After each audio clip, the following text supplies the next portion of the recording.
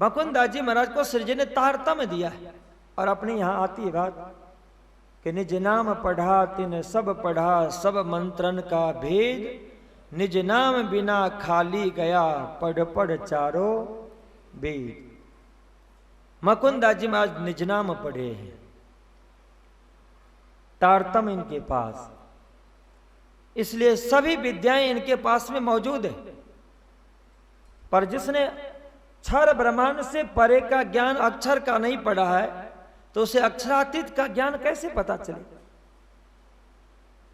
रात में सभी पंडित मिलकर के आए और आपसे प्रार्थना की कि यदि आपके स्वामी कृष्णदास जी ने यह शिक्षा दी हो कि पंडितों के पेट मारो तो ठीक है, बाकी आपके सवाल का जवाब मेरे पास में नहीं हो सकता, और यदि आप चाहोगे तो राजा से कहकर के मुझे सारा पैसा आप दिलवा सकते हो। घर में बच्चे हैं, बीबी है, भूखे मरेंगे हम। दूसरे दिन राजा के पास जाकर के मुकुंदास जी ने से बात की कि इन पंडितों की बस की बात नहीं है कि सारे सवाल का जवाब दें, पर इनका पैसा आप न रोकें। आपने पैसा चालू करवाया, आपसे बातचीत हुई और इसके बाद इतने तन्मयता आ गई कि जो आप चाह रहे थे कि हमारे स्वामी कृष्णदास जी यहाँ पे पधारें, हमारे सुंदर साथ आए, तो भाव सिंह राजा ने कहा कि जाइए, शीघ्र आप जाइए, बूंदी से हथनी ले जाइए, घोड़े ले जाइए, पैसा ले जाइए, और आप अपने सदगुरु को यहाँ पे लेकर के आइए। मुकुंदास जी महाराज मुकुंदास विदा होय के लई असवारी साथ, तहां से पहुंचे मंदसौर, खर्ची दई थी हाथ, आई मिले मंदसौर में ले चले श्री जी को, आए पहुंचे औरंगाबाद, भई मुलाकात हवेली में। आप वहां से हथनी लेकर के, घोड़े लेकर के गए थे, पैसे लेकर के गए, और श्री जी महाराज को बायजू राजमहारानी के साथ सभी सुंदर साजी को लेकर आप औरंगाबाद राजा भाव सिंह के दरबार में पहुंचे। बूंदी में आपको हवेली मिला है, वहां आप रहे। और श्री जी महाराज की जो एक परंपरा है कि कोई नए हो, अपरिचित हो, तो उनको पहले क्या सुनाना चाहिए। भाव सिंह राजा के पास में आकर के आपने ब्रज की लीला, रास की लीला सुनाई, और उसमें भी रास की वह लीला सुनाई कि जिसे नरसिंह मेहता ने अपने सुंदर भजन में सजाया था। और जैसे नरसिंह मेहता को भजन गा करके उनको प्रवचन करके सुनाया जा रहा है, तो लाल दाजी ने लिखा कि सुन नरसैया के शब्द कीर्तन, चित हुआ मगन, आप लगा नाचने ज्यों करे मोमिन। है नहीं इसका मतलब, पर जैसे परम धाम की ब्रह्म सृष्टि हो और अपने धाम की बात सुन ले, श्रवण कर ले और मस्त हो जाता, अपने सब कुछ सुध बुध भूल जाते हैं। इसी तरह से सुध बुध भूल करके और मस्ती से नाच रहा है भाव सिंह राजा। श्री जी ने इनका भाव देखकर धाम दर्शन किया तो लगा कि यह आत्मा नहीं, पर आपकी इच्छा है कि भले हो न हो, पर इनको यदि मैं अपना सदुपदेश देता हूं और वो सदुपदेश यदि मान ले और बादशाह के साथ में तलवार लेकर के युद्ध करने के लिए तैयार हो जाए, तो हमारा कार्य सफल हो जाएगा। कुछ दिन के बाद जब अधिक आपको परिचय हो गया, तो एक दिन राजा से आपने कहा कि राजन, हिंदू की परंपरा में जिनसे निष्कलंक बुद्धावतार कहा गया था, वह अवतरित हो गए, और उसी निष्कलंक बुद्धावतार को कुरान के ग्रंथ के अंदर में इमाम मेहदी कहा गया, वह भी आ गया है। और श्री जी महाराज ने अपने आप के स्वरूप को परिचय देते हुए कहा कि आज जो बादशाह औरंगजेब दिल्ली के तख्त पे बैठा हुआ है, देखो हम हिंदुओं के ऊपर में कितना बड़ा अत्याचार कर रहा है। मंदिर तोड़े जा रहे हैं, मूर्तियों खंडित की जा रही है, हाथियों के पैर में बांध करके उसे रोड पे चलाया जा रहा है, सड़क पे चलाया जा रहा है, गाय वध किया जा रहा है, ब्राह्मणों को मांस खिलाया जा रहा है, और आप जैसे वीर क्षत्रिय सब देख रहे हो, तो आप ऐसा क्यों न करें कि उस इमाम मेहदी का दिव्य संदेश उन्हें शास्त्र और शस्त्र से दोनों माध्यम से उनको दिया जाए।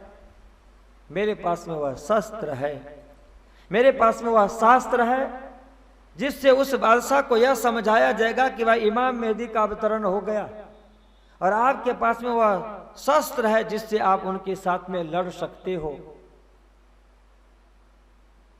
भाव सिंह राजा को लगा कि अब तक तो ठीक, पर जो एक बादशाह के साथ में लड़ने की बात है, और वो भी धर्म की मामला को लेकर के, और उसमें भी आप कह रहे कि इमाम मेहदी का मैं अवतार हूं, पैगंबर बन करके आया हूं। एक क्षण के लिए बात राजा मौन होकर के कहा कि आप ऐसा करें कि मेरे दरबार के अंदर में ये मुसलमान है, दरबारी लोग 4, इनको आप एक बार समझाओ। ये यदि समझ जाता है कि वो हकीकत में कुरान के अंदर में जो इमाम मेहदी की बात की गई है वो आप हैं, और आपका दिव्य संदेश वहां तक पहुंचाने की बात यदि हो जाती तो मैं तैयार हो जाता हूं, पर इससे पहले आप इनको समझाएं। श्री जी महाराज दोनों टाइम उन चारों को प्रशिक्षण दे रहे हैं। उसी समय एक उदयपुर के पूर्व परिचित भवानी भट्ट पंडित पधारे, जिनके पास एक बुद्ध गीता बुद्ध स्तोत्र था। उस बुद्ध गीता बुद्ध स्तोत्र के अंदर में निष्कलंक बुद्ध की बात की गई थी। अब तक के जो धर्मशास्त्र था, उस धर्मशास्त्र के अंदर में बुद्धा अवतार अलग है, कल की अवतार अलग है, पर एक बुद्ध गीता बुद्ध स्तोत्र नाम का एक जो ग्रंथ है उसके अंदर में उन्होंने कहा कि नहीं, बुद्ध और कल की अलग नहीं, बल्कि बुद्ध और कल की दोनों एक ही अवतार है। यह बात उन्हें समझ में नहीं आई। श्री जी के चरणों में आकर के प्रणाम किया और बातचीत की। आपने उन्हें समझाया कि बुद्ध क्या है और कल की क्या है, और बुद्ध निष्कलंक दोनों एक ही कैसे हैं, जो आप पहले भी श्रवण कर चुके हैं कि बुद्ध क्या है और कल की क्या है। ये दोनों एक अवतार है या अलग अलग। निजानंद संप्रदाय श्री कृष्ण प्रणामी धर्म के संदर्भ में आपने बहुत बार सुन चुका है कि हमारे इस संप्रदाय का और पूरे विश्व ब्रह्मांड का ही एक अवलंबन है निष्कलंक बुद्धावतार, जिसके अंदर में यह मान्यता है कि महामती प्राणनाथ जी के अंदर जो 5 शक्तियां हैं, उनमें से जो एक अक्षर ब्रह्म की बुद्धि है वो तो बुद्ध है ही, और उस अक्षर ब्रह्म के बुद्धि को सिराज जी महाराज ने जब तारतम दिया आवेश के साथ, तो वह निष्कलंक बुद्ध है। तो भवानी भट्ट को समझाया गया कि यह अवतार है बुद्धा अवतार, जिसके लिए अपने यहाँ वाणी में भी आया कि हवे आ बुद्ध ना पछी बीजो तो था से केम जी। किस बुद्धा अवतार के बाद में दूसरा कोई अवतार ही नहीं, पर जिसे बुद्धा अवतार कहा गया वह बुद्ध ही कल्कि के साथ में अवतरित होगा, और यह बुद्ध कल्कि अवतार दोनों एक ही है। यह बात उन्हें समझ में आई। और जब आप हरिद्वार के बाद आगे बढ़ते हैं, दिल्ली से जब से आपने कुरान हाथ में लिया है, कुरान की बात को आप प्रचार करते हैं, तब से मुसलमानों की संख्या भी आपके चरणों में अधिक हो गई। उदयपुर में भी आपने देखा, मंदसौर में भी देखा, और यहाँ औरंगाबाद में भी है। अव्वल खान भी पहले आया था, उनके साथ में एक जहान मोहम्मद आए। श्री जी महाराज के चरणों में आपने प्रणाम किया, और इसके बाद चर्चा श्रवण करना शुरू किया। और यहीं से औरंगाबाद से जो सूरत के पवित्र धरती पर जिन जुगल स्वरूप की आरती उतारी गई थी, वह परंपरा यहां भी चालू है। संध्या का समय जैसे हुआ तो लालदास जी मां ने लिखा कि चर्चा होई अति बड़ी हुआ श्रृंगार का वखत, संध्या आरती हो भी सब साथ खड़ा देखत। कि जैसे 5:15 बजा, झीलना और श्रृंगार की बात होती है परमधाम में, उसी क्षण को याद कर यहाँ पे सुंदर साथ जी बैठते हैं गाते हैं और युगल स्वरूप की आरती उतारते हैं। सब खड़े होकर देखते हैं।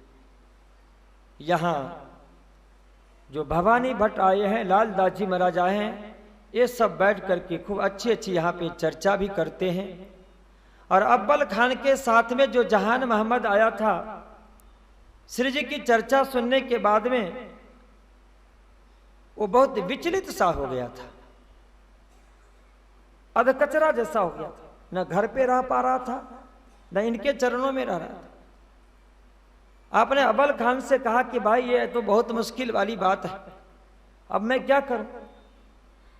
श्री जी महाराज ने उन्हें बुलाया कि भाई देखो, कम से कम 8 दिन तक 3-3 घंटे तक आप मेरी बात श्रवण करो तो आपकी आत्मा जागृत हो जाएगी।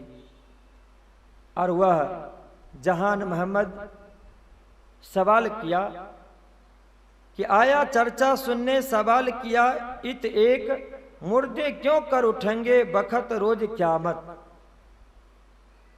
आपसे सवाल किया कि जो आप ये बताते हैं कि कयामत का समय आ चुका है, इमाम आया है, ईसा आया है, असराफिल जबराइल आ चुका है और वो दज्जाल को मारेंगे, और उस समय के लिए कहा गया कि जब ये इमाम मेहदी आएंगे, कजा के तख्त पे बैठेंगे तो कब्र में से मुर्दा उठेगा, ये क्या है। महामती प्राणनाथ जी महाराज इन्हें फिर उस महाकारण से सारी बातें समझाई।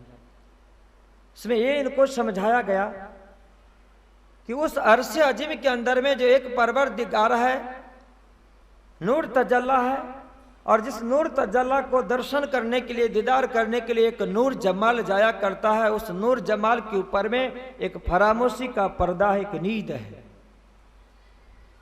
और उसके अंदर में सारा विश्व ब्रह्मांड बना।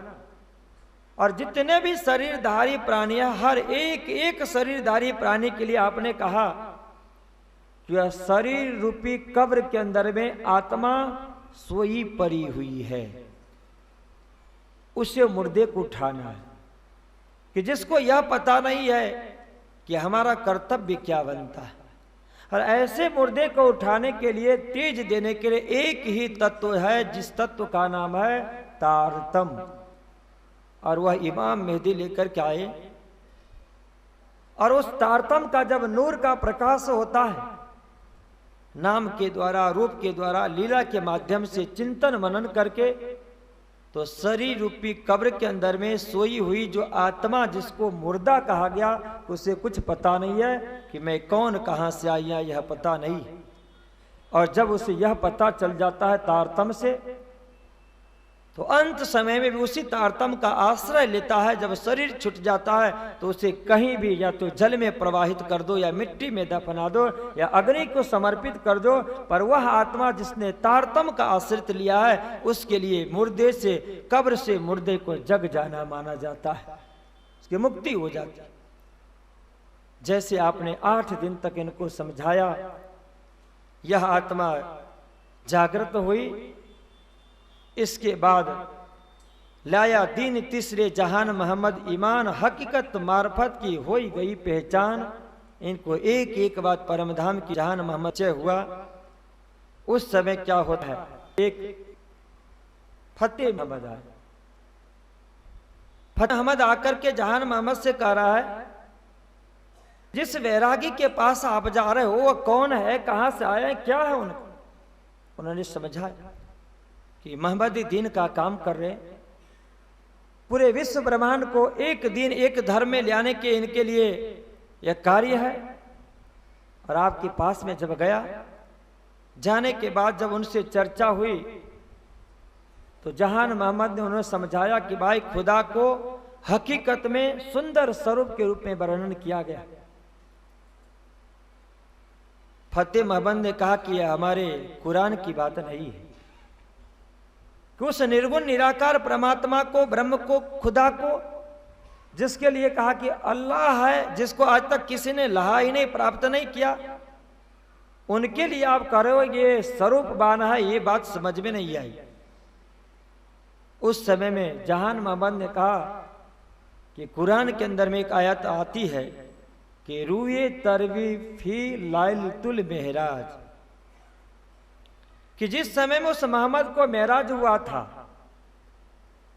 तो जिस खुदा ताला के लिए आप कहते हो कि वो बेचगुन है, बेसब्बी है, बेनूमून है, कुछ भी नहीं है, उन्हीं के लिए हजरत मोहम्मद रसूल ने कहा कि भाई ये रूए तरवी फी, जब उनको उस लैलतुल के अंदर में मेराज हुआ, उस समय उन्होंने परवरदिगार के स्वरूप को कहा कि वह किशोरावस्था का सुंदर घुंघरारे बाल वाला स्वरूप है, क्या करो। और वही मैसेज लेकर के आए हैं कि आखिरी इमाम यहां आ चुके हैं। मक्का से तीसरा वसीयतनामा आया हुआ है कि कुरान सबकत बरकत कुरान, और हिंदुस्तान के अंदर में इमाम भी प्रकट हो गए। फतेह मोहम्मद ने कहा कि भाई ये मैं नहीं मान सकता कि जब तक हमारे सारा का जो एक सबसे सर्वश्रेष्ठ औरंगजेब बादशाह के रूप में है, वो जब तक नहीं मान लेता है तब तक हम इसे नहीं मान सकते। जहान मोहम्मद ने कहा कि तुम्हारा खुदा लगभग वही है, और सुनते ही फतेह मोहम्मद उसे ईर्ष्या करने लगा, और पूरे एक पठान कौम के अंदर में मीटिंग हुई कि ये जहान मोहम्मद है, अब्बल खान है, ये सारे जाते उस बैरागी के पास। ये क्या है? हम मुसलमानों की परंपरा है कि जो हिंदू को हम काफर कहते हैं, वह काफर हमारे कुरान को कैसे छुआ, कुरान की बात वो कैसे करते हैं। और हम मुसलमान जो पाक है, ऐसे हिंदू कुफर जिसको हम कहते हैं, उनके पास में ये जहान मोहम्मद गया, अब्बल खान गया, ये कैसे हो सकता। सभी पठान मिलकर के रात्रि के समय में आए, जिस समय में मोहम्मद इब्राहिम नाजिमा अपने सभी सुंदर साथ के साथ बैठकर भागवत है, गीता है, पुराण है, कुरान है, सबको लेकर के चर्चा कर रहे थे। दोनों तरफ दीपक जल रहा था। सारे मुसलमान आए और श्री जी महाराज से कहने लगे कि तुम टीका माला पहनत और क्यों पढ़त कुरान, यह रवा है नहीं जो तुम कहो सुनो कान। श्री जी से कहा कि हे भगत जी, आप हिंदू होकर के, भगत होकर के मस्तक पे तिलक लगाते हो, हाथ में माला सुमर नहीं रखते हो, हिंदू होकर के आप कुरान पढ़ रहे हो, हमारे यहाँ के रीति रिवाज नहीं। श्री जी ने कहा कि तब श्री जी कहिया हम बरजत है तुम्मा खुदा और रसूल की मोहब्बत बांधत आपस में, हम तीन को तुम ढांपत हुए तुम्हें किन फरमाया। श्री जी ने कहा कि भाई ये एक परेशानी श्रीदेव चंद जी महाराज के समय में भी था, पर धन श्रीदेव चंद जी महाराज को जब ये परेशानी आई तो आपने कुरान को देखना ही बंद कर दिया था। और श्री जी से कहा कि हम तो इन हिंदुओं के चक्कर में मैंने देख नहीं पाया, पर महाराज जरूर से जरूर देखना, उसमें अपने घर की बात है। अब इस समय मोहम्मद इब्राहिम जी महाराज की ये स्थिति है कि हिंदू लोग नफरत करते हैं कि भाई हिंदू होकर के कुरान पढ़ रहा, और मुसलमान नफरत करता है कि हिंदू होकर के, काफर होकर के हमारा कुरान पढ़ रहा है। ये कैसी रीति रिवाज है। अब यहां पे दिखाया जा रहा कि कैसा अक्षर ब्रह्म का दुख रूपी खेल होता है। सुंदरबाई देख रही है, इंद्रावती देख रही है, श्री श्यामा जी महारानी देख रहे हैं, और आज हम सब सुंदर साज ने जिनको सदगुरु माना, उस सदगुरु की परंपरा में जो ज्ञान की परंपरा है, उस ज्ञान की परंपरा लोग करके जब हम लोग चलते हैं तो हम लोगों को भी सुनना पड़ता है कि हिंदू हो, मंदिर पे नाम लिख दो कृष्ण प्रणामी मंदिर, और इसके बाद में फिर आप कुरान की बात करते हो, मोहम्मद की बात करते हो, तो जो उस समय में हो रहा था वो आज के समय में भी है, वही है। और बहुत सी ऐसी जगह होती है कि जिन जगहों पे बहुत से संत महात्मा संकोच कर लेते हैं कि हम अपना परिचय कैसे दें। जब अपने यहाँ अंतिम प्रकरण पाठ होता है, जब अपने प्रणामी सब बैठे हो तो बहुत खुश होकर के हम लोग कर लेते हैं, पर जहां पे एक घर सुंदर साथ हो, उनके समाज के सारे लोगों को आमंत्रण दिया गया हो और इसके बाद में कहते कि महाराज जी पारायण का पूर्णाहुति करना है। और उस समय नौमी आगे अरफा ईद कहिले, 10वीं आगो सब लीला भई, मजले सब 11 के मध्य कहे कुरान विवेक के विद जब बात आती है और अंत में जब मोहम्मद करी उम्मत रोशन की बात आती है तो वही महामती प्राणनाथ जी महाराज की स्थिति और सदगुरु की स्थिति याद आती है। तो उस समय क्या होता होगा, कितनी परेशानी। यह अक्षर ब्रह्म का दुख रूपी खेल। पर हिम्मत है, आज हुआ नहीं। आज तो ऐसे हमारे हिंदू समाज में भी और मुस्लिम में भी, सिख में, ईसाई में और जैन में, हर धर्म के जो अगुवे होते हैं कभी कभी वो सद्भावना रखते हैं, एक मंच पे सारे इकट्ठे होते हैं और इसके बाद में सद्भावना की बात करते हैं कि भाई चाहे जो भी कुछ हो, जितने भी धर्म है, संप्रदाय है, वह एक मंजिल तक पहुंचाने के लिए है, एक मंजिल पर पहुंचाता है। हालांकि धर्म तो बहुत व्यापक है। धर्म एक मंजिल है, सिद्धांत, परंपरा, संप्रदाय उस मंजिल तक पहुंचाने की एक रास्ता है। धर्म व्यापक है, परमात्मा का स्वरूप है, पर उस धर्म को भी हमने नीचे उतार करके संप्रदाय के लेवल में ले आए। ये धर्म है, ये धर्म है, ये धर्म है। और इसी वजह से अपने यहां अंतिम 2 प्रकरण के पाठ के बाद पर न आवे तौले एक ने मुख श्री कृष्ण कहंत, जो अन्य लोग बैठे हुए हो ना, तो उनको फिर यह एहसास नहीं हो, उनके ऊपर में फिर से हम एक क्या कहें कि पर्दा करने का कोशिश करते हैं। इसलिए उस प्रकरण को अंत में प्रिंट कर दिया गया कि भाई हम प्रणामी है, कृष्ण प्रणामी है, इसलिए कहते कि पर न आवे तौले एक ने मुख श्री कृष्ण कहंत, प्रसिद्ध प्रकट पादरी किविता की विकरण। ये है, ये भी एक आनंद की बात है। इसमें होता क्या है कि अपने अंदर में जो अहम का भाव है ना, उससे वह उसके डिग्री कम होता है, मरता है, समाप्त होता जाता है।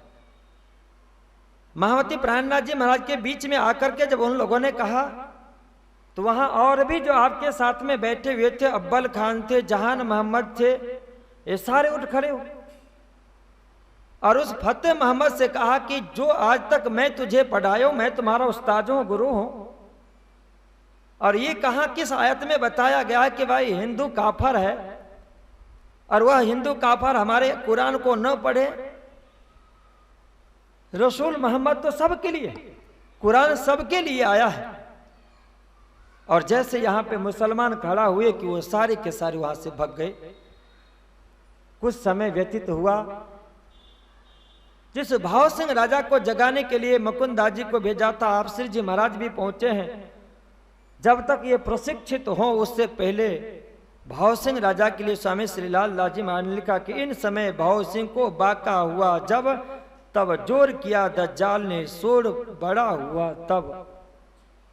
उसी समय भाव सिंह राजा स्वधाम पधार गए और उस दरबार के अंदर में जो रहने वाले दरबारी मुसलमान थे, ये सब आपके ऊपर में अत्याचार करना शुरू किया। ढूंढने लगे कि कहाँ है वह संत, कहाँ है वह बैरागी, कहाँ है उनके लोग अनुयायी। औरंगाबाद में जब उनको ढूंढना शुरू किया, श्री जी महाराज इतना संजोग था कि जहां उनको ढूंढा जा रहा था, जो दुश्मन का मोहल्ला था, वहीं फतू अल्लाह के मोहल्ले में आप एक घर में बैठे हुए थे। जहान मोहम्मद ने जाकर के कहा कि धने आप यहां विराजे हो, उनके सारे लोग आपको ढूंढ रहे हैं, खोज रहे हैं, आप यहां हो, वो सब पकड़े जाएंगे। उसी समय में संध्या का समय था। जब श्री जी को पता चला तो सभी सुंदर साथ को लेकर और आप धामधनी वहां से निकल पड़ते। लाल दास जी ने लिखा कि बुलाए लाया चरण दास को, तफसीर छोरी तिन ठौर, 7 कोस चले गए भयो भाव सिंह लश्कर भोर। आप उस भाव सिंह राजा के दरबार से 7 कोस दूर सुबह तक रास्ता तय कर लिया। अब वहां से आप धने औरंगाबाद से निकल कर के आकोट के लिए प्रस्थान करेंगे। बीच में और भी उनका मंजिल आता है बुढ़ानपुर, पर वहाँ से पहले आप फिर नौलाई होकर के बुढ़ानपुर आएंगे और बुढ़ानपुर से फिर आप प्रस्थान होंगे आकोट के लिए। अब उससे पूर्व में एक शुक्राना का प्रकरण आता है, जिस शुक्राना के प्रकरण में औरंगाबाद तक जितनी भी बीतकें हुई है उन सभी को दोहराया गया है, उसे शुक्राना कहा गया। एक एक बात, जिन सभी बातों का आपने पहले श्रवण कर लिया है, उसमें विशिष्ट बात बताया गया कि सदगुरु श्री देवचंद जी महाराज चौथे दिन में आपकी लीला हुई और उस चौथे दिन में जो आपने जागने का काम किया, उस जागने के काम के लिए लिखा कि दिन चौथे मैंने धरा रसूले कदम, तीन पांव सूझ ना किया जागे न कोई आत्म। उस समय की स्थिति थी कि जब चौथे दिन के लीला है, उस चौथे दिन के लीला में सदगुरु श्री देवचंद जी महाराज 12,000 सखियों में से, सुंदर साथ में से आपने 1/4 हिस्सा भी जागने नहीं किया था। और ये जलाहा जिससे मैं पूछूंगा कि सदगुरु श्री देवचंद जी महाराज ने कितने सुंदर साथ को जगाए थे? ये आप सारे जले हैं क्या? हाँ जी, इनकी सुन करके करें, पता था 313 को जगा। इसलिए श्री जी ने कहा कि 3 पांव सूझ भी ना किया, कि कम से कम 12,000 में से 3,000 सुंदर साध्वी सदगुरु के द्वारा जागृत हो गए रहते तो कहा जाता कि जागनी थी, पर उसमें से 313 को आपने जगाया और उनके लिए भी लिखा कि जागे ना कोई आत्म। जो जागृत हुई उनकी हकीकत में जागृत नहीं थी। कैसी जागनी थी? वो रविवार के दिन की जा, रविवार के दिन जागने समझ में आया ना?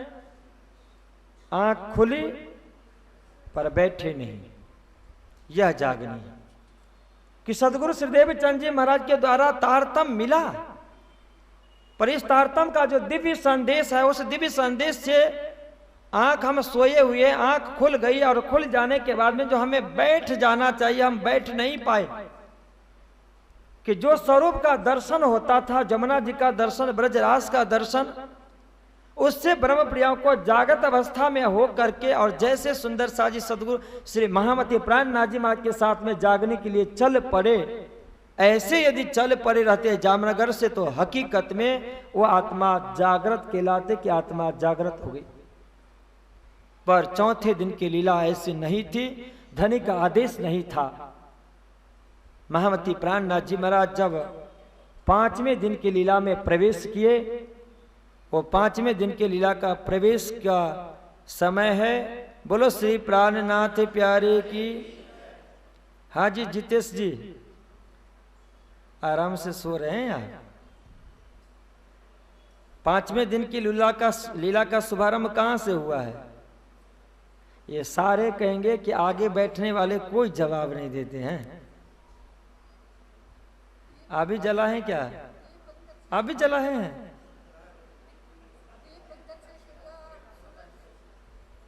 हाँ जी जितेश जी, ये जितेश जी की धर्मपत्नी भी आई है क्या यहाँ? है? हाँ जी बोलो। देखो वो क्या कहेंगे कि आगे में जाकर के जितेश जी भजन भी गाते हैं और सोते भी हैं, पर श्रवण नहीं करते हैं। दीप बंदर से। और उस 5वें दिन का लीला का जो मुख्य केंद्र है, ये इनके बड़े भाई साहब बताएंगे। बताइए कि 5वें दिन के लीला का मुख्य केंद्र कहां पर है?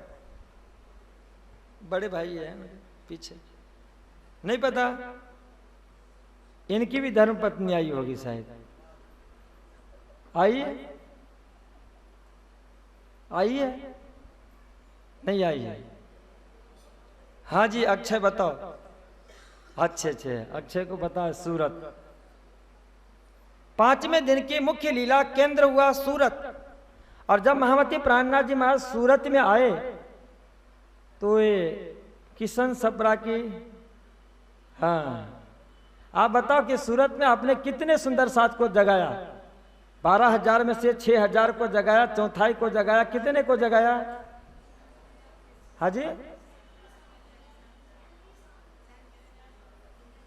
बराबर है, सही है। 3,700 सुंदर सात को जगह, एक ही जगह, एकमात्र सूरत के सुंदर सात को आपने 3,700 संख्या को सूरत में जगा।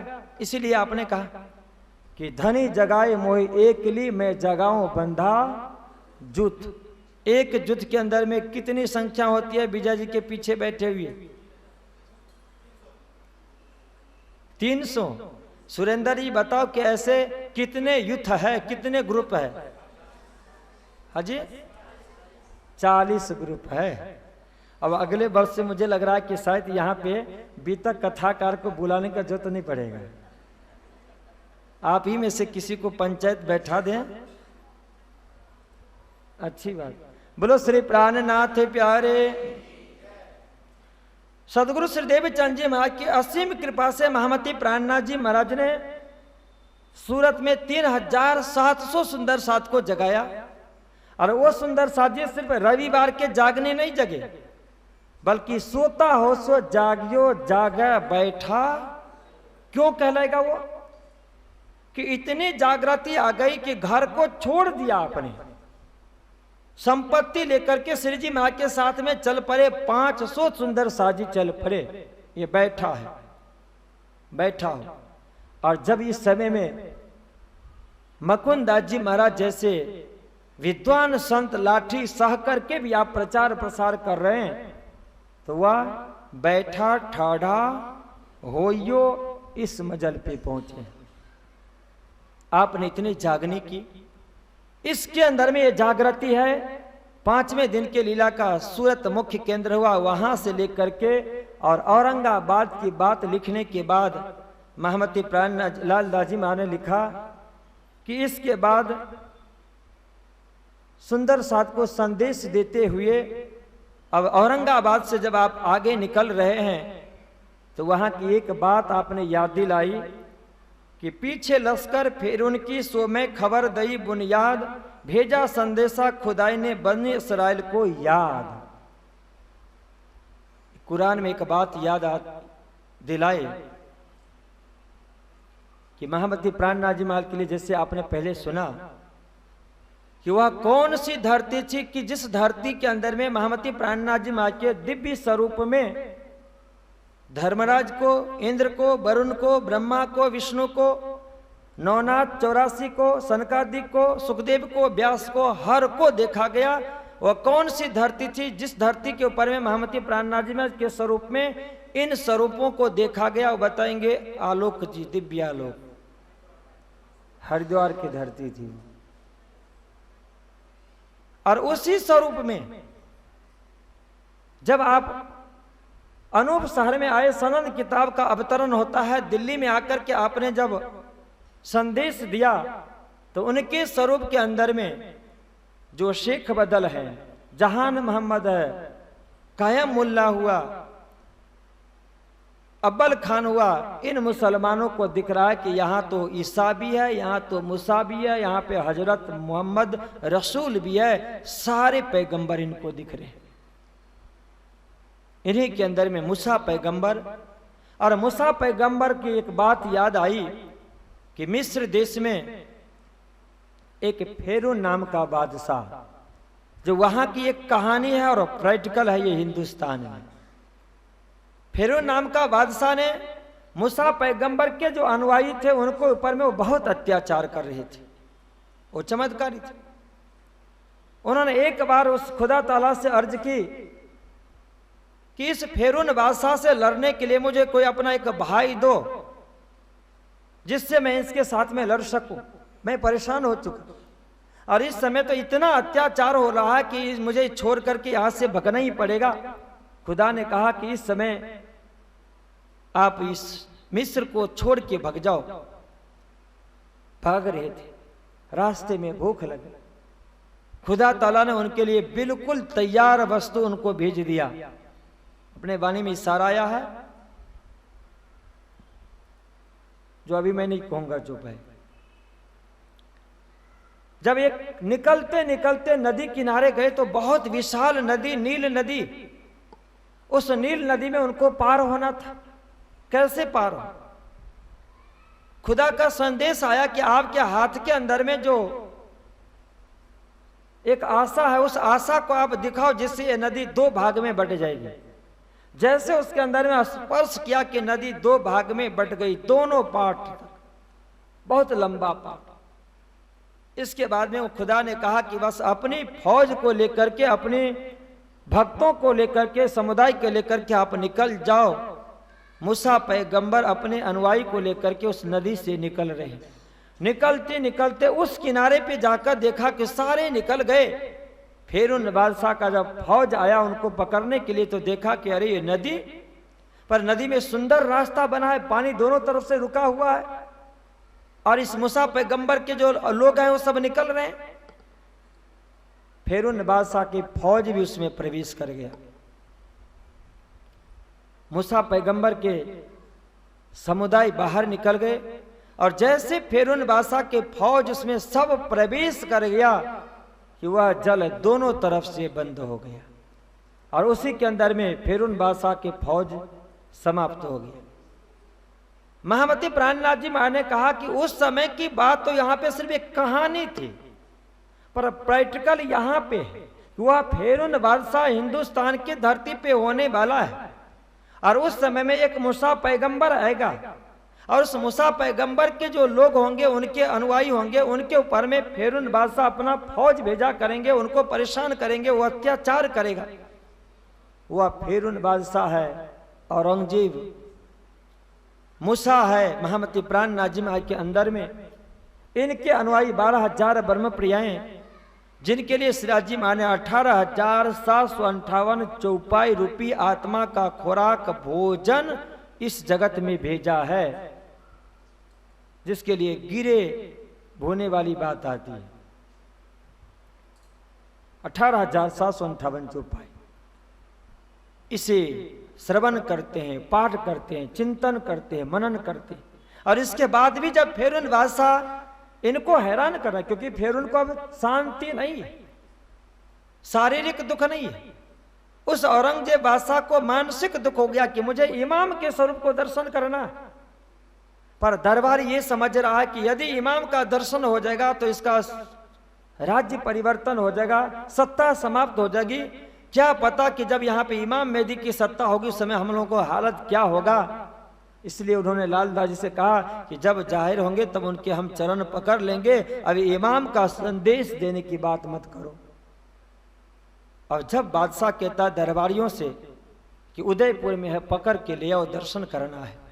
मंदसौर में गया, पकड़ के ले आओ, मुझे दर्शन करना है। औरंगाबाद में गया, पकड़ के ले आओ, मुझे दर्शन करना है। तो दरबारी लोग पकड़ के दर्शन करने की बहाना नहीं बताते। जैसे सदगुरु श्रीदेव चंद जी महाराज के समय में हुआ, बिहारी जी महाराज से क्या कहा गया था कि मेहरा ठाकुर को बुला के ले आओ। और बिहारी जी महाराज जब गए धरोल में तो पहली बार बिहारी जी महाराज श्री जी महाराज के पास में जाकर के क्या कहा, ये छोटी बच्चियां बताएगी। साक्षी, जब बिहारी जी महाराज मेहरा ठाकुर श्रीदेव चंद जी महाराज ने कहा कि जाकर के मेहरा ठाकुर को बुला के ले आओ, तो बिहारी जी महाराज ने जाकर के क्या कहा था, दवा में कौन सी दवा, कौन सी मेडिसिन, माथे दर्द का, पेट दर्द का, दवा का नाम बताओ।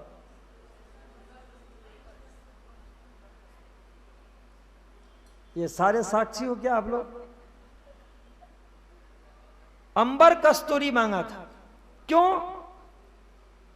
बिहारी जी को पता है कि जैसे मैंने मेहरा से कहा कि सदगुरु याद कर रहे हैं, चलो शीघ्र ही चलो, और वो आ गए तो फिर गादी हमें नहीं मिलेगी। भय था, बादशाह की इच्छा है कि इमाम का मैं दर्शन करूं, पर दरबारी नहीं चाहता। दरबारियों ने कहा कि यदि वो आ जाएंगे दर्शन होगा, ये जग जाएगा, संतुलन बदल जाएगी, सत्ता बदल जाएगी, और फिर क्या होगा। इसलिए युद्ध किया। पहले लिखा था, मंदसौर में भी हुआ था, उदयपुर में हुआ, राजा से कहा कि हम 5 परगन्ने आपको दे रहे हैं, मुसलमान बन जाओ। युद्ध हुआ। ये क्यों? एक ही कारण है कि इमाम का दर्शन। महामती प्राणनाथ जी ने कहा कि जो 12,000 ब्रह्मप्रियाएं, ये मूसा पैगंबर के अनुयायी फेरून बादशाह है, औरंगजेब, और इस मूसा पैगंबर को अपना भाई चाहिए, एक हारून जो राजा को खोजा जा रहा है कि कौन राजा मिले जो मेरा भाई हो, जिसके हाथ में तलवार होगा और मेरे हाथ में शास्त्र होगा, मैं समझाऊंगा। नहीं मिला। जैसे आप यहां औरंगाबाद से निकलते हो, उनकी फौज आती है, आप निकल जाते हैं और सब समाप्त हो जाता है। इनके लिए लिखा कि ऐसे दुनिया के अंदर में रहने वाले जो आतताई हैं, जो इमाम के ऊपर में विश्वास नहीं करते, जो धर्म आचरण नहीं करते, और बहुत से ऐसी आत्मा है। प्राणनाथ जी ने कहा कि क्या हम देखी रे दुनिया जो इनको न करो अखंड, या ये वाणी गर्जत माज संसार, खोजी खोज मिटावे अंधार। यहां से वाणी गर्जना कर रही है, पर इसके बाद में भी कोई आत्मा हो जो आत्मा श्रवण नहीं करता हो, उनको कैसे मुक्ति मिलेगी? प्राणनाथ जी ने कहा कि क्या हम देखी रे दुनिया जो इनको न करूं अखंड, तो जो तारतम नहीं सुनते हैं, जो प्रणामी मंदिर में नहीं आते हैं, उनको छोड़ करके ब्रह्मांड को अखंड करेंगे, मुक्ति देंगे? ऐसा तो संभव नहीं है ना। 10:30 बजे तक है ना, आपने पाठ कर लिया है ना? अरे कहाँ तक पाठ कर? अच्छा, बोलो श्री प्राणनाथ प्यारे की। इस दुनिया के अंदर में जो वाणी गर्जना कर रही है, पर इसके बाद में भी जो तारतम नहीं श्रवण करता हो, उनकी भी मुक्ति है। और उनके मुक्ति के लिए जो 8 प्रकार की मुक्ति बांट दी गई है, वो 8 स्टेप में है, स्टैंडर्ड वाइज स्टैंडर्ड है, जिसमें सबसे निचली कक्षा के मुक्ति है, जिसे आम खलक के भीष्ट कहा गया कि सारे दुनिया के लोगों को वहां डाल दिया जाए। किनको?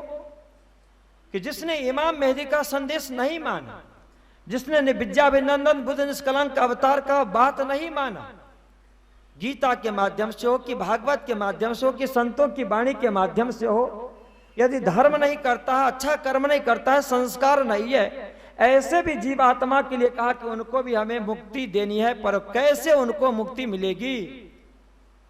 ने कहा कि जब गर्जना होती है, अपने यहां पारायण पाठ हो, 108 रखें, 1008 रखें, और वह जब पाठ पारायण किया जाता है तो भले आप मन मन से उच्चारण करें, और मन से उच्चारण करते तो उसकी शक्ति भी और बढ़ती है, शक्ति भी बढ़ती है, और वह वाइब्रेशन आकाश में जाता है, सभी आत्माओं को स्पर्श करता है। और ऐसे जो वाणी स्पर्श करती है, तो उस आत्मा को भी जैसे कहा गया था कि उस नील नदी ने उन आतताइयों को जल में ही डुबा दिया। यह तारतम सागर वाणी को कहा गया, कुलजम को कहा गया कि वह नील नदी है।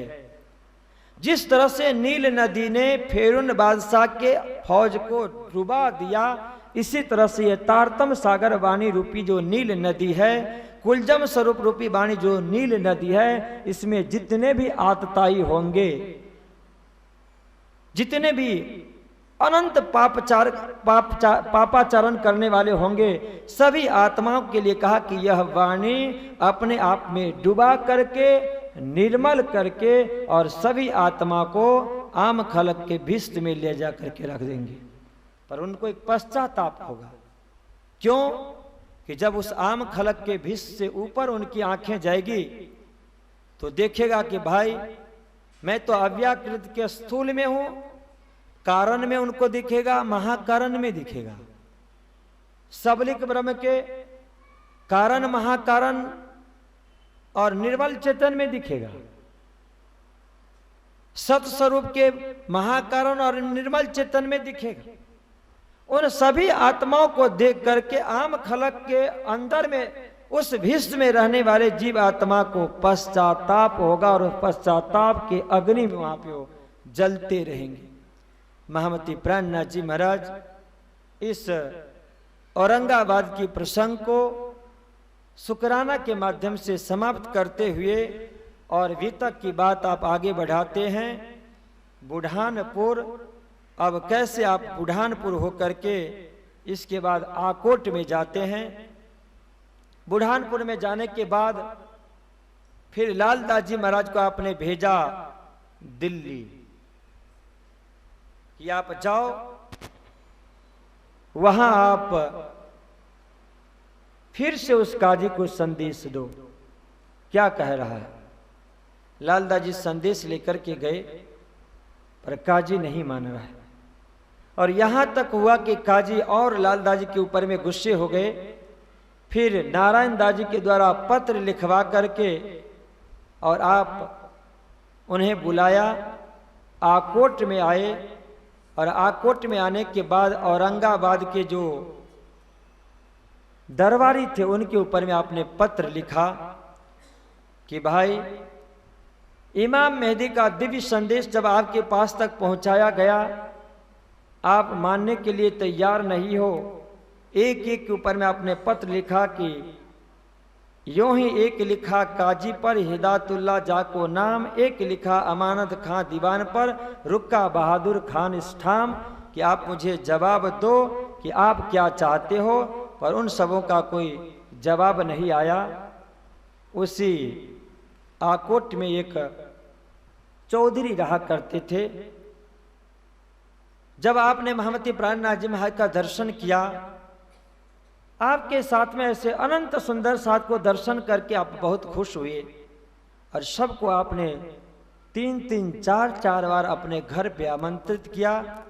लालदास जी महाराज बहुत सुंदर शब्द में उनके लिए लिखते हैं कि बेर 2-4 अपने घर बुलाए करी मनुहार, आरो गाये भली भांत सो कर आचार विचार। बहुत ही शुद्धता पवित्रता के साथ आपने 3-3, 4-4 बार सभी को बुला करके भोजन कराया। और भोजन इतने प्रेम से कि जिसके लिए आपने मनुहार शब्द लिखा। और मनुहार जानते हैं ना, बहुत प्रेम से दिल से खिलाते। और जब दिल से खिलाना होता है तो अपने भारतीय संस्कृति का नियम है कि भोजन संपन्न हो गया हो, जब तक आपकी भूख रहती है ना तब तक खूब खाते हैं। और जब तृप्त हो जाता, तृप्ति के बाद में फिर से यदि खिलाने वाले आपको जबरदस्ती खिलाता हो ना, और दिल से जबरदस्ती खिलाता हो, उसके लिए मनोहार लिखा गया कि बहुत ही प्रेम से आपने भोजन करवाया। पर क्या समझ करके कि एक संत पधारे हैं, इस हैसियत से आपने भोजन करवाया। वहीं पे एक बरार परगन्ने का एक हाकिम था जिसका गुमास्ता एक सुखदेव ब्राह्मण श्री जी महाराज के चरणों में आए, प्रणाम किया। श्री जी महाराज ने उनके कबीर की वाणी से उनकी जागनी की। और कबीर की वाणी से जागने के बाद में वो इतने दीवाने हो गए, लालदास जी ने लिखा को अक्षरधाम के वासना रहने वाले, और शुद्ध बुद्ध खो गए। इतने मस्ती में आ गए कि उनको पता ही नहीं चला कि मैं भूखा हूं कि प्यासा हूं, मैं कपड़े पहन रखा हूं कि नहीं, कुछ भी पता नहीं चला। कभी घर जाता है तो कभी श्री जी के पास में आ जाता है, अप डाउन करता रहता है। एक दिन जब श्री जी महाराज यहाँ आकोट में नदी किनारे सुबह प्रातः काल आप दातवन कर रहे थे, वह सुखदेव ब्राह्मण आया और कपड़े के साथ में नदी में कूद पड़ा। सुंदर सास को पता था कि यह विक्षिप्त हो चुका है। जब प्रेम की अवस्था बढ़ती है तो दीवाना बना देता है, शुद्ध नहीं रहता। इसलिए श्री जी ने कहा कि बिचली बूद मन चित मनुआ ताई शब्द सिधा मुख क्यों आवे, किन को तो रस मगन भई सो क्या गावे। जब आप पानी में प्रवेश कर गए, सुंदर साजी दौड़े और उनको पकड़ के ले आए, कपड़े उनको सुखा करके पहरा करके पूछा कि भाई भोजन पानी कुछ हुआ है क्या। आपने कहा कि मुझे कोई पता नहीं, पर लोग ऐसे कहते हैं कि 3 दिन से खाया नहीं है, पर मुझे कोई पता नहीं। श्री जी महाराज उनको अपने पास में रखा, उनके घर पे समाचार भेज करके उनको भाई को बुला करके डोली में बैठा करके उनको भेज दिया गया। अब आप महामती प्राणनाथ जी महाराज यहाँ आकोट से कपस्तानी एलचपुर होकर के देवगढ़ के लिए प्रस्थान करते हैं और देवगढ़ से फिर आप धामधनी रामनगर आते हैं। जैसे आप रामनगर के लिए प्रस्थान हुए तो स्वामी श्री लाल दास जी महाराज ने लिखा कि यहाँ से ती चल के आए रामनगर, भई मंजिले दरमियान में ए सुख सब ऊपर, एक समद घोड़ा असवारी को हाजर श्रीराजता पर विराजत संग मोमिनों को लश्कर। आपके पास एक श्वेत वर्ण का घोड़ा है जिसके ऊपर में श्री जी महाराज सवार होते हैं, और वह इसलिए कि आप निष्कलंक बुद्धावतार है।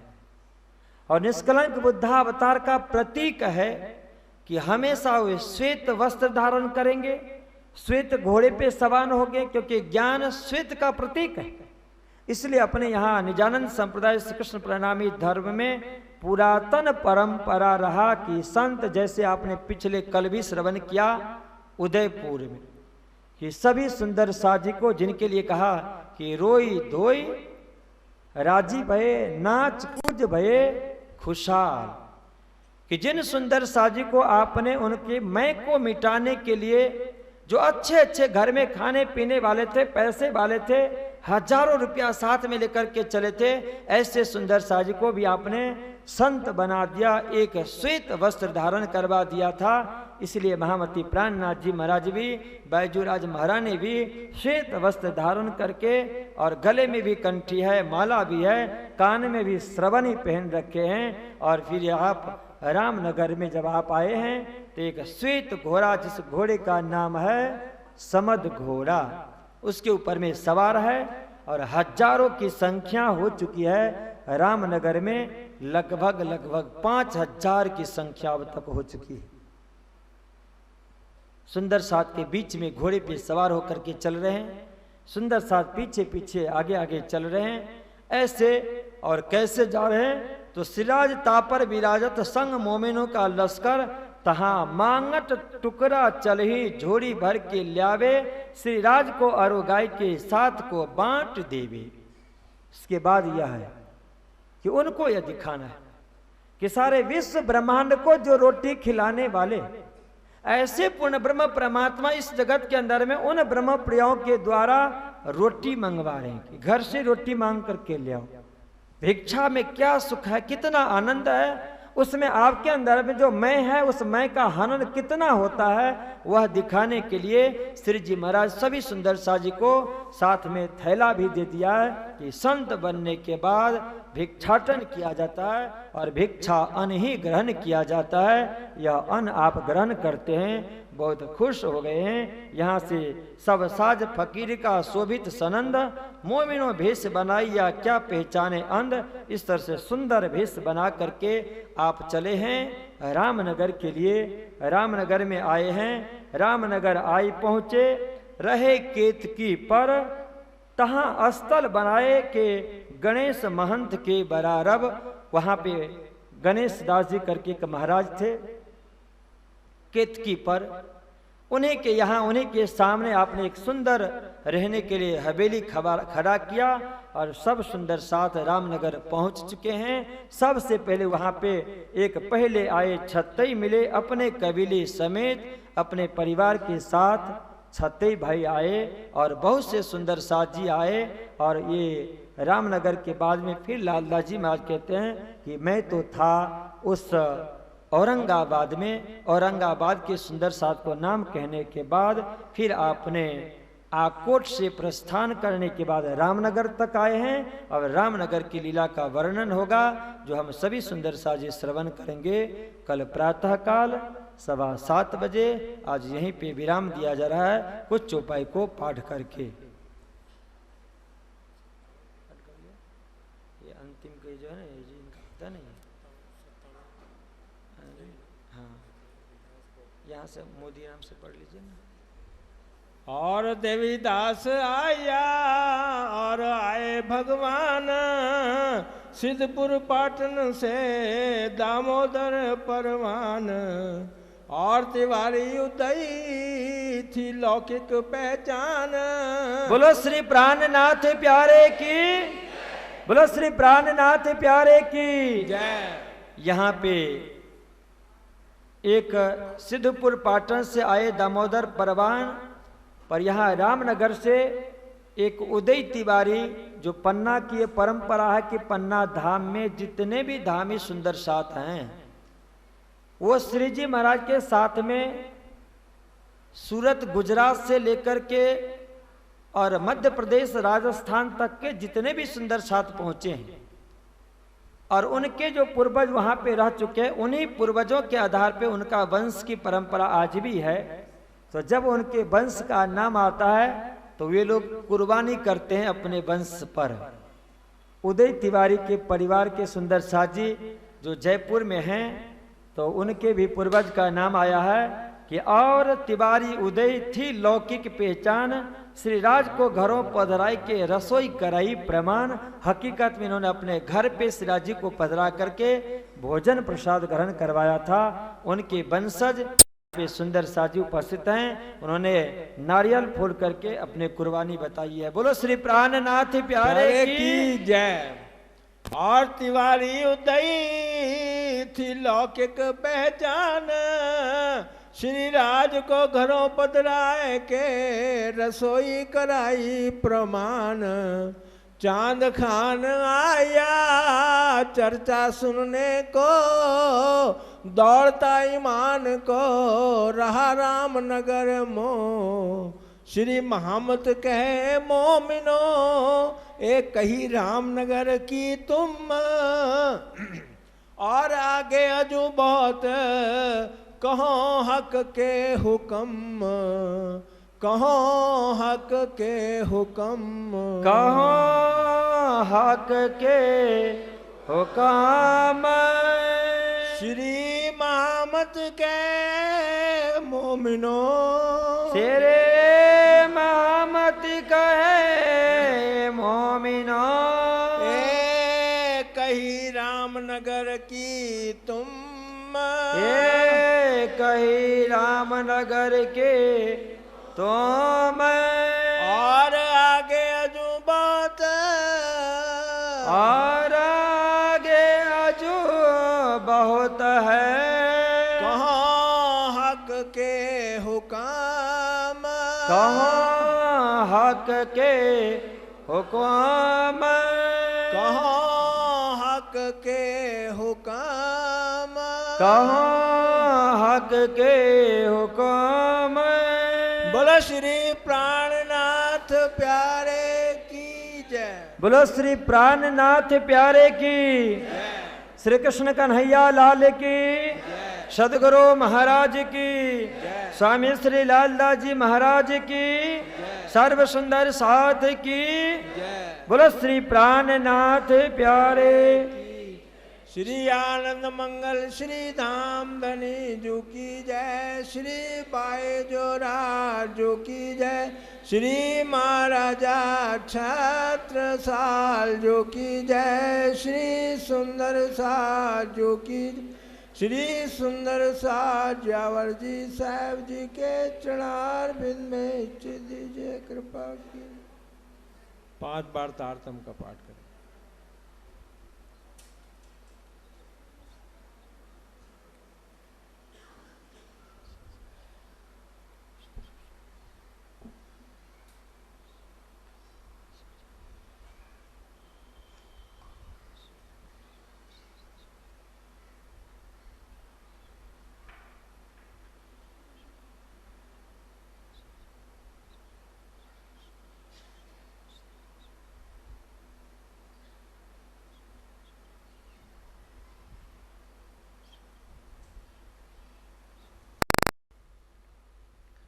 बोलो श्री प्राणनाथ प्यारे की, श्री कृष्ण कन्हैया लाल के, सदगुरु महाराज के, स्वामी श्री लालदास जी महाराज के, सर्व सुंदर साथ के। उपस्थित प्राणाधार सुंदर सा जी, कल प्रातः काल और रात्रि के समय में हम सभी सुंदर सा जी मंदसौर से लेकर और औरंगाबाद, बुढ़ानपुर, आकोट तक की भी तक श्रवण की। अब इस समय लगभग विक्रम संवत 1739 चल रहा है।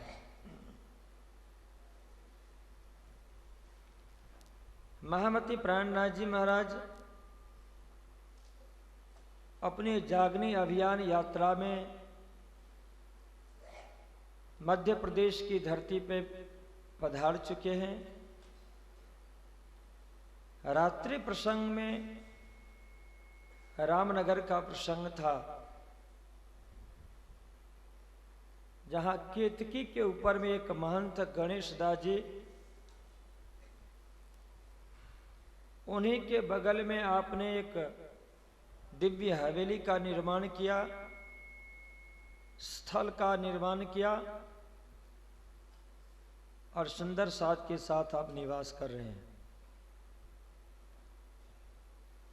इस समय लगभग आपके पास 5000 के आसपास में सुंदर साथ की संख्या हो चुकी है। श्री जी महाराज आप एक घोड़े पे सवार हैं। उस घोड़ा का नाम मैं थोड़ा सा विस्मृत हो रहा हूं, ये बहन जी बताइए। पीछे बैठे हुए ना आप,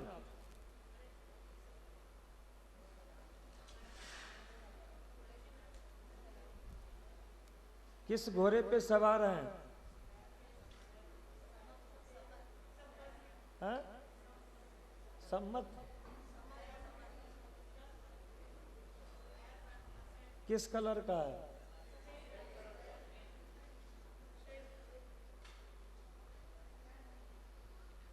समद नाम का घोड़ा श्वेत वर्ण का घोड़ा है।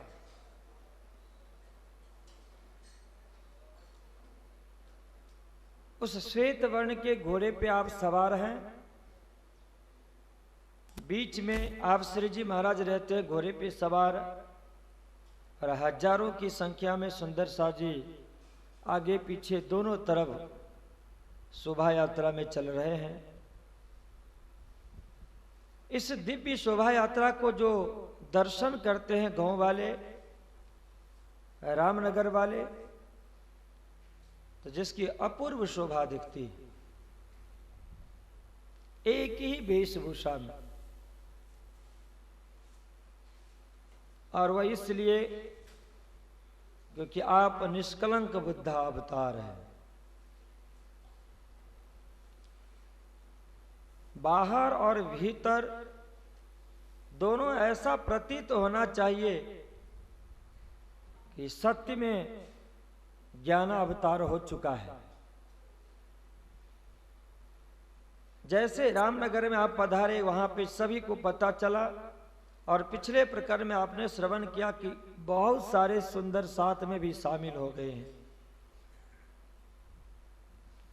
जहां जहां सुंदर साथ में सुंदर साथ शामिल होते हो तो है ही, पर इनके साथ जो घर बार को छोड़ करके चल पड़े, उनकी लगभग 5000 के आसपास में संख्या हो चुकी है। सूरत सिंह का नाम पहले भी आया, पर एक हरि सिंह जी आए दीदार करने के लिए। सुजान सिंह के साथ में आप सूरत सिंह भी आए, पर आपके सुंदर दिव्य स्वरूप को दर्शन करके इनकी इच्छा हुई कि मैं अपने घर पे इनको पधराऊं और इनकी सेवा करूं। श्री जी महाराज से आपने न्योता दिया कि तुम मेरे घर पधारो, मैं सेवा करो। तुम बात उनकी सुन के भया उसे हुकुम कि ठीक है, आपके यहां मैं आऊंगा। उनकी सेवा शुश्रूषा देख करके आपने आज्ञा की, और दूसरे दिन आपने बहुत लंबी व्यवस्था कर ली। सभी सुंदर साथ के साथ श्री जी वहां पधारते हैं, और लग रहा है कि शायद एक मेला ही चलता हो हर जगह। और वह होगा भी क्यों नहीं। ये तो यहां 5000 की बात है। जब ब्रजमंडल के अंदर में आप रह रहे तो एक ही जगह पे 12,000 की संख्या थी। योगमाया ब्रह्मांड में जहां पे रास लीला हुई वहां पे एक ही जगह 12,000 की संख्या थी, और यहां तो इस समय में चलने वाले सिर्फ 5,000 ही हैं। इस ब्रह्मांड में भी अपूर्व शोभा है। श्री जी महाराज वहां पे पधारे, आपको चौकी पे बैठाया गया और स्वयं धोती पहन करके और इसके बाद में भोजन परोसते हैं। इसका मतलब है कि शायद उस समय में भी कुछ और पहरन था होगा। ये पेंट शर्ट था होगा उस समय में, नहीं होगा। तो इसके सिवाय और कौन सा पहरन होगा? कुर्ता पैजामा संभव है? ये हमारे वकील साहब ने भी आज बदल लिया। ये भी आते थे कुर्ते पैजामे में, पर आज धोती कुर्ते पे आए हैं। अब मुझे लग रहा है कि शायद इनको हमेशा हमेशा के लिए धोती कुर्ता रख दिया जाए तो अच्छी बात है। हाँ जी वकील साहब, फिर ये कहेंगे कि मैं तो पाठ करता हूं तो सुनता ही नहीं। इनके पास में एक अच्छी बहाना बढ़िया है, कोई भी सवाल करो तो महाराज जी मैं तो पाठ कर रहा हूं। आप धोती पहन के रैया पिरसने पर जुगते बैठाए सिराज को भली बैठक ऊपर, साथ बैठा दोई पंक्तिये करे सेवा दिलधर। श्री जी महाराज को तखत पे बैठाया, आप धोती पहने हुए हैं, सभी सुंदर साजी दो दो पंक्ति में बैठे हुए हैं, दिव्य शोभा हो रही है।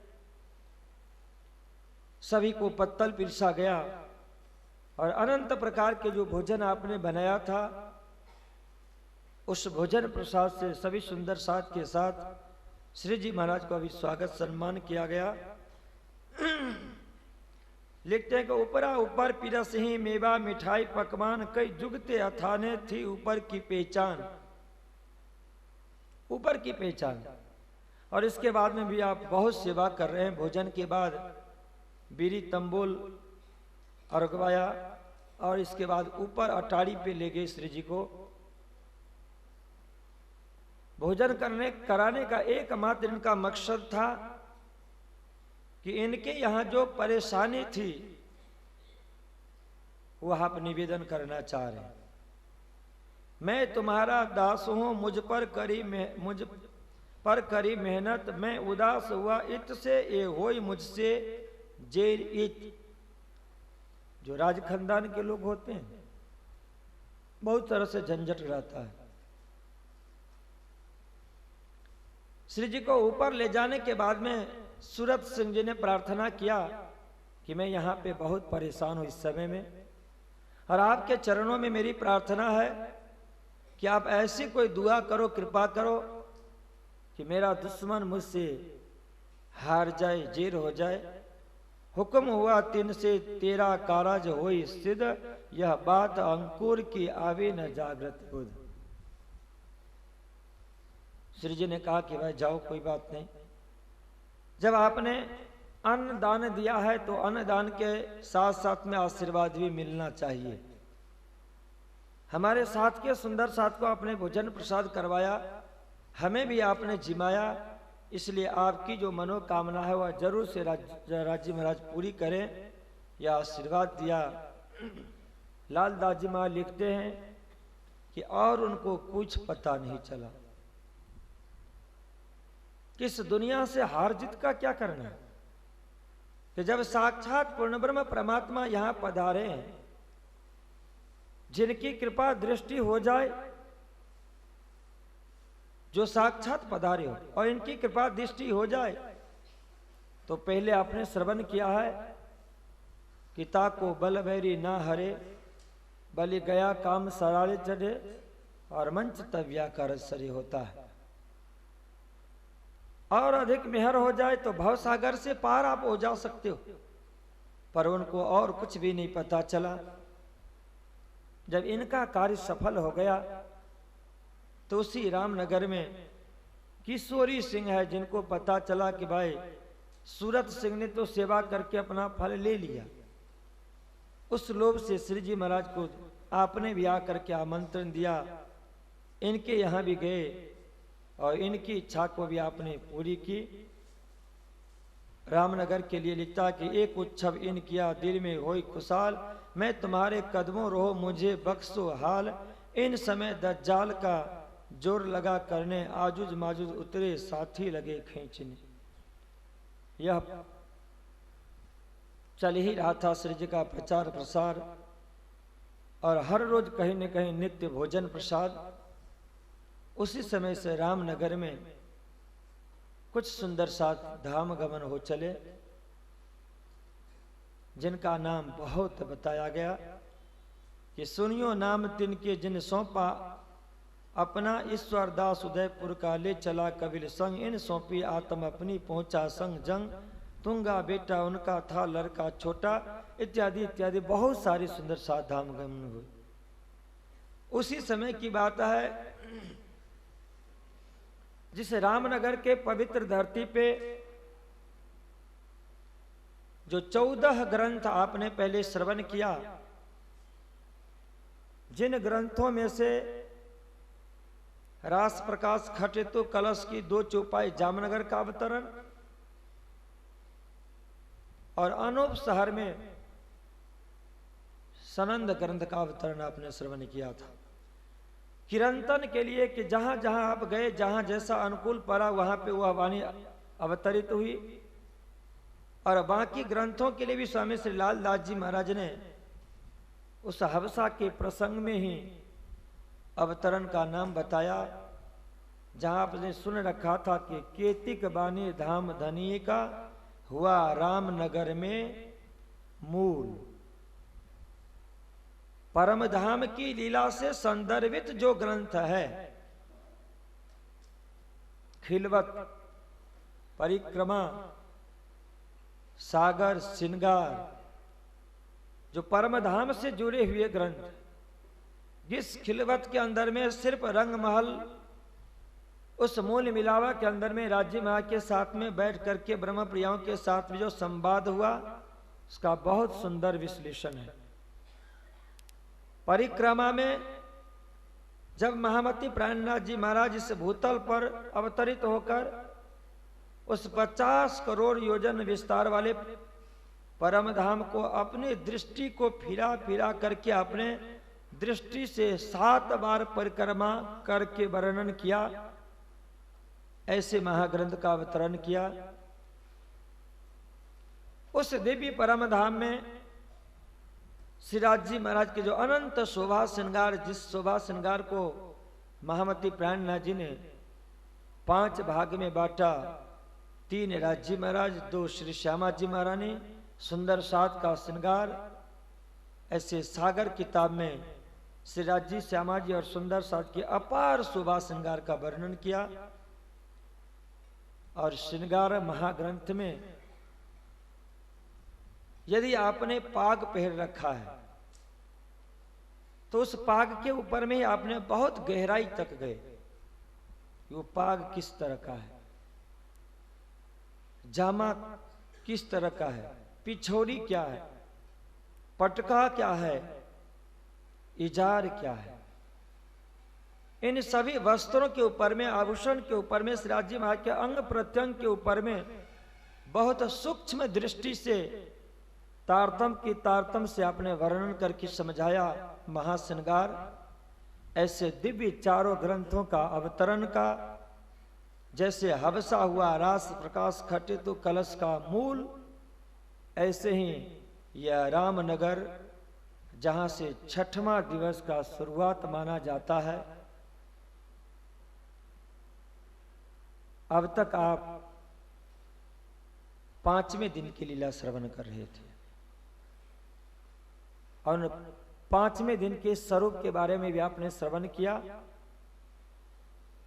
कि 4थे दिन में कौन थे और 5वें दिन में कौन थे, वो आपने श्रवण किया है। मुझे लग रहा है कि सुंदर सा जी बहुत ध्यान से सुन रहे, तो मैं कुछ पूछ लूं।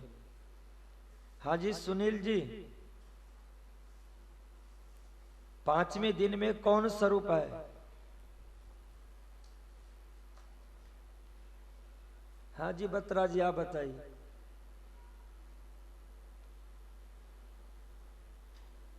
बताइए।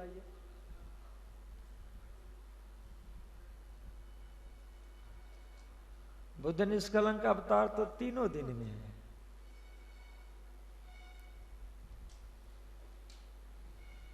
ओ बहन जी बैठी हुई है दरवाजे से लग। हाँ महामती प्राणनाथ जी महाराज तो हर दिन में है, चौथे में भी, 5वें में भी, 6वें में भी, पहले दूसरे तीसरे से हैं वो। मास्टर जी बताइए। हाँ जी अच्छा, आज रक्षाबंधन पे मुझे लगा कि सुंदर साथ की संख्या अधिक है, और बेबी जी मंदिर के सुंदर साथ भी पधारे हैं, हमारे डेली के सुंदर साथ है ना। हाँ जी आप बोलो। सौरभ जी की मम्मी लो भाई, हाँ तो रक्षाबंधन पे सारे फेल हैं। मुझे लगा कि मैं ये कह सकता हूं कि बेबी जी के मंदिर वाले भी सुनते हैं अच्छी तरह से, और उनकी ध्वजा आज यहाँ पे फहरा जाए, सबको पता चले कि बेबी जी के सुंदर साथ जी बहुत अच्छी तरह से श्रवण करते हैं। हाँ जी विजय जी।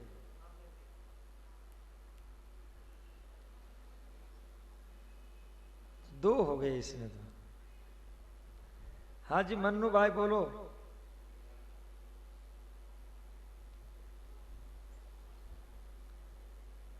वो जवाहर नगर से एक नया विद्यार्थी आता है, तिलक राज जी के पास बैठा हुआ है, जलाहा जी के पीछे।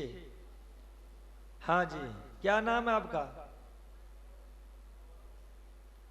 सौरभ। हाँ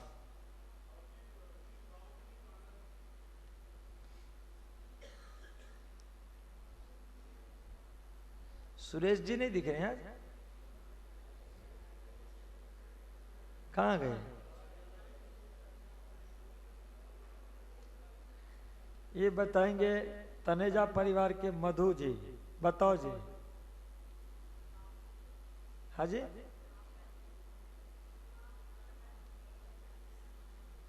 चलो उनके जेठानी जी बताओ, बैठ कर कहीं बताओ।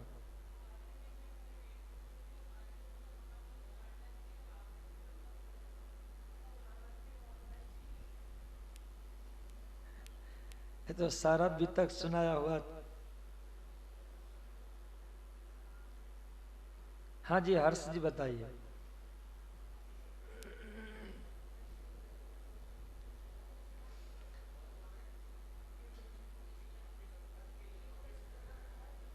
हाँ जी भगत जी बताइए।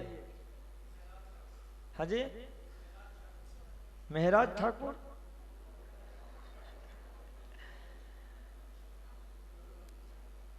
बीना जी बताओ। भगत जी तो फेल हो गए।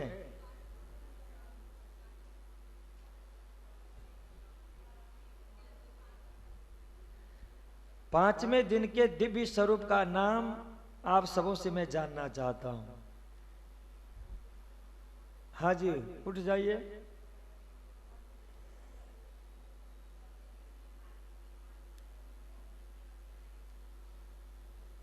मैंने सिर्फ 5वें दिन का पूछा। 5वें दिन के स्वरूप मेहदी हैं। आखिर ले गए जीत करके बेबी जी के मंदिर के सुंदर साथ जी। देखिए ये बड़े मंदिर वाले ऐसे ही रह गए। सिल्ड गया बेबी जी मंदिर के पास। 5वें दिन की लीला का शुभारंभ हुआ था विक्रम संवत 1722 दीप बंदर से, जिसका प्रमुख केंद्र बना गुजरात की धरती सूरत महामंगलपुरी धाम, और स्वरूप के लिए मैंने आपसे निवेदन किया था कि स्वरूप से तात्पर्य शरीर ही नहीं है। जैसे कृष्ण के लिए मैंने कहा था कि एक ही नाम है, एक ही स्वरूप है, पर उनके अंदर में कार्य करने वाले 3 शक्तियां विद्यमान है और एक दृष्टा के रूप में है। इसी तरह से महामती प्राणनाथ जी महाराज और सदगुरु श्रीदेव चंद जी महाराज का जो हमें युगल स्वरूप दिखता है, इन दोनों के अंदर में 5 शक्तियां विद्यमान है। उनमें से कार्य करने के लिए अलग से 3 दिन के लिए 3 स्वरूप बनाया गया, हादी, मेहदी और इमाम। हादी से सदगुरु श्रीदेव चंद जी महाराज का ही स्वरूप है, वो भी नहीं है, क्योंकि अभी आपने बीतक दरमियान श्रवण किया कि कितने बार हादी शब्द का प्रयोग महामती प्राणनाथ जी के लिए आया है।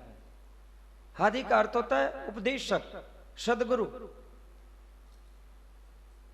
और उनका जो स्वरूप है उस स्वरूप से मतलब है कि एक बार सदगुरु श्रीदेव चंद जी महाराज के अंदर में जो काम कर रहे थे उस स्वरूप के तरफ इंगित हो गया।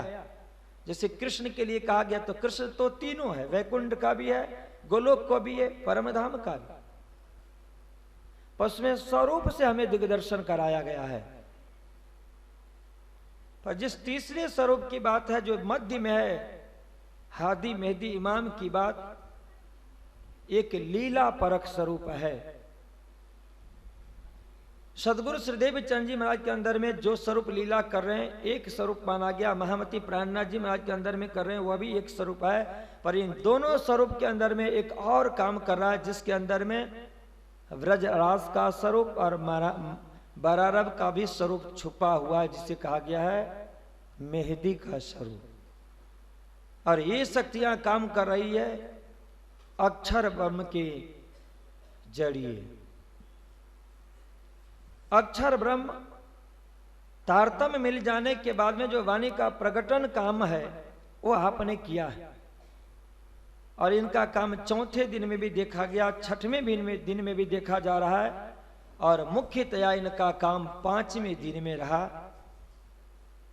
लीला के माध्यम से, जैसे ब्रज में 11 वर्ष 52 दिन तक श्री कृष्ण की लीला हुई, उस दरमियान इतने से इतने दिन तक वैकुंठ की शक्ति, या इतने से इतने दिन तक गोलोक की शक्ति, और इसके बाद में परमधाम की शक्तियां काम करे, वो नहीं,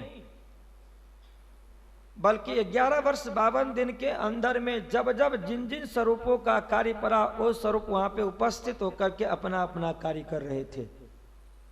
भगवान विष्णु का कार्य जब होता था वो उपस्थित होकर के कार्य करते थे, गोलोक के श्री कृष्ण का कार्य होता था वो उपस्थित होकर के करते थे, और जहां पे अक्षरातीत श्री कृष्ण का कार्य होता था, प्रेम लीला का, वहां पर सिर्फ एकमात्र उनकी लीला हुआ करती थी। इसी तरह से यहाँ पे हादी, मेहदी, इमाम की बात है। इस रामनगर में इन 4 महान ग्रंथों का शुभारंभ अवतरण हुआ, और जो पद्मावतीपुरी धाम तक यह लीला चलती जाएगी। 5वें दिन की सीमा का एक अंतिम मंजिल कहा जाए तो विक्रम संवत 1739 से रामनगर तक। यहीं पे सुंदर साथ जी धाम जब पधारे थे, तो उसी क्रम में जिन्होंने बीतक लिखा, ऐसे महामती लाल लाल जी महाराज की सुपुत्री, उनके लिए लिखा गया कि श्याम बाई बेटी लाल बाई की, गड्ढे में छोरा आकार, सुख लिया अंकुर माफक, फिर चली इन करार। है रामनगर का प्रसंग। पर स्वामी श्री लाल लाल जी महाराज की बीतक रचना में एक अद्भुत दृश्य देखा गया। कुछ ऐसा प्रसंग हो जो भविष्य में होने वाले होते, तो उनको भी साथ में आपने लिख दिया है कि रामनगर के प्रसंग में यदि धाम गमन सुंदर साथ को हुआ, तो गड्ढे में जिनका हुआ था उनका भी नाम यहाँ पे आपने दिया। यह लीला यहाँ चल ही रही थी। सिराज जी महाराज की कृपा हुई कि कोई के दिन ऐसा रहिया, फिर दवा हुक्म से सब साथ दुदिला भया रहे विचार करने में। जब देखे कि सुंदर साथ जी बहुत दुखी हो रहे हैं, एक गए ने स्मशान भूमि में कि दूसरा धाम पधार देते, दूसरा को ले जाए, दूसरे को तो तीसरे, तीसरे को तो चौथे, ऐसा कर्म चल ही रहा था। बहुत से सुंदर सा जब धाम पधारे तो श्रीराज जी के चरणों में प्रार्थना हुई और फिर वह हुक्म से दब गया। उस समय यहाँ पे रामनगर के जो राजा है उनके पास फिर उस बादशाह का हुकूमत आता है कि रहे रामनगर एक बैरागी, तीन को करियो पहचान। एक पुरदल खान था, उस पुरदल खान के ऊपर में आज्ञा हुई कि भाई आप नजदीक में रहते हो, रामनगर में एक बैरागी पहुंचे हैं, जरा उनको पूछो, पकड़ो, देखो क्या है, क्या चाहते हैं। पुरदल खान को जैसे यह समाचार मिला तो पुरदल खान ने शेख खिदर के ऊपर में अपना हुकूमत भेजा कि भाई शेख खिदर देखो, उस रामनगर के राजा को पूछो कि वो कौन है और उनको हमें हमारे पास पकड़ के ले आओ, बादशाह के पास पहुंचाया जाए। जब रामनगर में राजा के पास यह संदेश आया शेख खिदर का, तो राजा ने श्री जी के पास संदेश भिजवाया कि इस समय में बादशाह का हुकूमत आया है और मैं आपसे प्रार्थना करता हूं कि आप यहां से कुछ समय के लिए दूर चले जाएं। वह आपको पकड़ने की बात कर रहे हैं और यदि मैं हिंदू हूं, मेरे राज्य में यदि ऐसा होगा तो मेरी प्रतिष्ठा आ जाएगी, इसलिए आप कृपा करके यहां से कुछ समय के लिए विदाई ले लीजिए। महामती प्राणनाथ जी ने संदेश भिजवाया कि भाई आप चिंता मत करो, वो मुझे पकड़ने के लिए आ रहे हैं, मैं उनसे जो भी कुछ बातें करनी होगी मैं सब कुछ कर लूंगा, पर आप मेरी चिंता मत करो। नहीं माना राजा, फिर दूसरी बार संदेश भिजवाया और कहलवाया कि भाई तुम 10-20 को छिप के बैठो जाए, फेर के इत आयो हम लेवेंगे बुलाए, कि आप कुछ समय के लिए कृपा करके जाओ, जब सब कुछ शांत हो जाएगा फिर मैं आपको बुलवा लूंगा। कोतवाल ले जा करके संदेश दिया और इसके बाद भी श्री जी महाराज ने यही संदेश भिजवाया कि भाई मेरे लिए कोई आप चिंता न करें, आपकी किसी भी तरह की सहायता मुझे नहीं चाहिए। यदि उस बादशाह को लड़ना होगा तो मेरे पास में भी हजारों की संख्या में हमारे सुंदर साथ है, यदि हमसे वह कुछ पूछना चाहता तो हम उनको जवाब देने के लिए तैयार है, इसलिए आप चिंता न करें। अंत में राजा ने सुबंस राय अपने भाई को भेजा कि सुबंस राय जाओ, उनको समझा करके आओ। सुबंस राय आते हैं कि सुबंस राय सुन आइया, कही श्री जी साहेब जी सो बात, राजा सो कहलाई थी ताकि करी विख्यात। तब श्री जी साहेब जी कहिया, जिन करो मन में अपना बल दिखाइया, करे चर्चा उनसे। बहुत समझाया श्री जी कि आप बिल्कुल चिंता न करें, और आपके पास में जो हिम्मत थी उस बादशाह के फौज से मुलाकात करने की, पुरदल खां का जो हुकूमत आया शेख खिदर से मिलने की, वह आपने बहुत उत्साह पूर्वक बताया। सुबंस राय को लगा कि कितना भी प्रयास किया जाए पर ये मानने वाले नहीं हैं, और इसके बाद में राजा से कहा कि भाई छोड़ दो इनको, जो भी कुछ होगा ऊपर वाले के हुक्म से होगा, इनको छोड़ दो। और दूसरे दिन पुरदल खां के लिए लिखा जाता है कि यूं करते दिन दूसरे शेख खिदर पहुंचे धाय, मुलाकात राजा सो करी पहले यही बताए। रामनगर राजा के पास में आ गया पुरदल खान। शेख खिदर ने राजा से कहा कि वह संत बैरागी कहाँ है, मुझे पकड़ के ले आकर के दो। राजा ने कहा कि भाई मैं उनकी कोई जिम्मेदारी लेता नहीं। शेख खिदर ने कहा कि यदि नहीं पकड़ के दे तो इसका मतलब है कि आप उनके पक्षधर हैं, उनके साथ सहयोग करोगे तो युद्ध के लिए तैयार हो जाओ। राजा ने कहा कि तब राजा बोलिया, हमसो ना कछु काम, तुम जाए पकड़ो उनको ले जाओ अपने ठाम, उनको खुद आप पकड़ के ले जाओ, मैं उनके तरफ से किसी भी तरह का सहयोग करने की अपेक्षा नहीं रखता हूं, आप अपने मन से ले जा सकते। एक हवेली में आपने विश्राम किया और उनका दीवान था एक हिंदू भिखारी दास।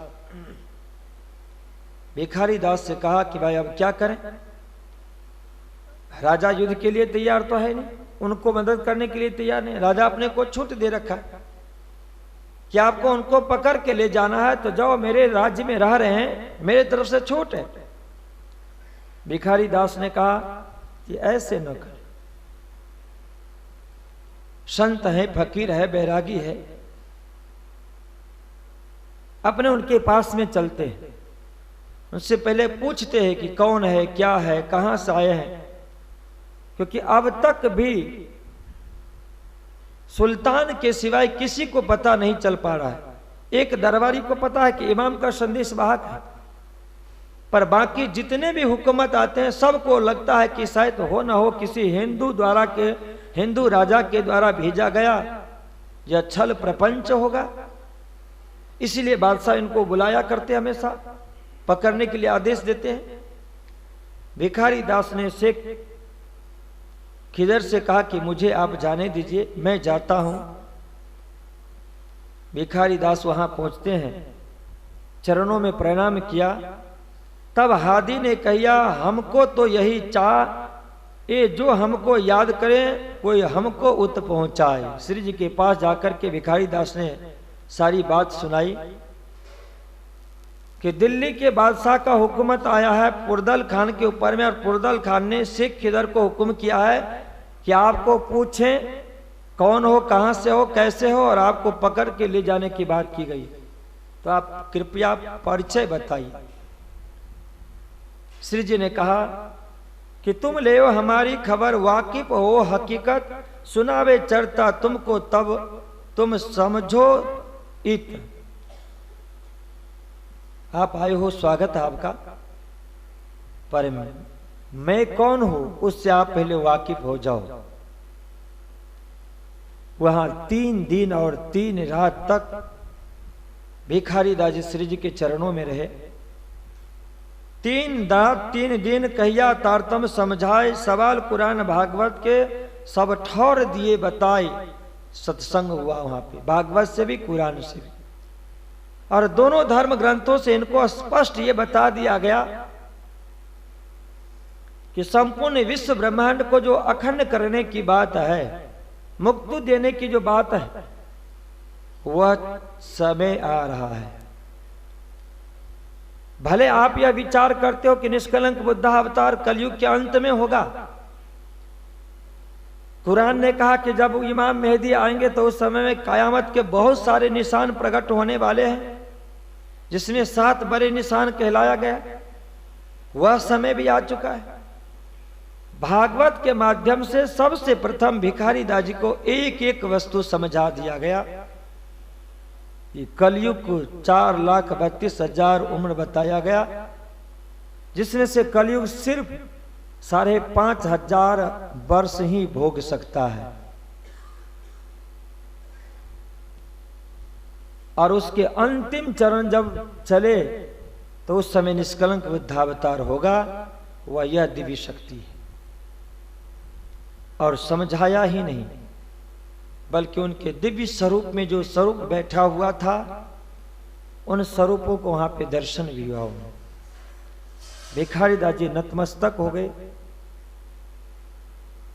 कुरान के आधार पे उन्हें बताया गया, जो कयामत के निशान की बात की गई थी कि 7 निशान कयामत के करी, तिनकी चर्चा जोर, एक दाभा तल अरज और दिखाया दज्जाल का शोर, और आजुज माजुज आए ईसा हजरत असरा फिली सुर फुकिया, सब बताए दिया इत, सूरत उगा मगरब का जारुए इमाम, ऐसे मैंने खोल के बताए दिए तमाम।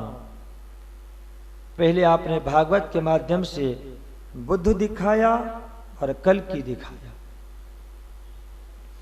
बुद्ध कल्कि का कार्य दिखाया कि जो पूर्ण ब्रह्म परमात्मा ब्रज और रास में लीला करने के लिए पधारे थे, उन्हीं को इस दुनिया के अंदर में निष्कलंक बुद्धावतार की लीला करनी है, वही है। और आपको पता होना चाहिए कि जो ब्रह्म होगा वह ब्रह्म कभी भी अपने प्रजा ब्रह्म की प्रजा क्या होता है? राजा की प्रजा हम सब है, आदमी है, तो ब्रह्म की प्रजा कौन हो? जीवात्मा। उस परब्रह्म परमात्मा की प्रजा जो जीवात्मा है, उस जीवात्मा को जो वस्त्र शरीर पहनने के लिए दिया है, उसके ऊपर में कल्कि भगवान तलवार लेकर के कभी भी प्रहार नहीं करेंगे। कभी सुना है किसी जगह कि राजा अपने हाथ से किसी को मृत्यु दंड देता हो?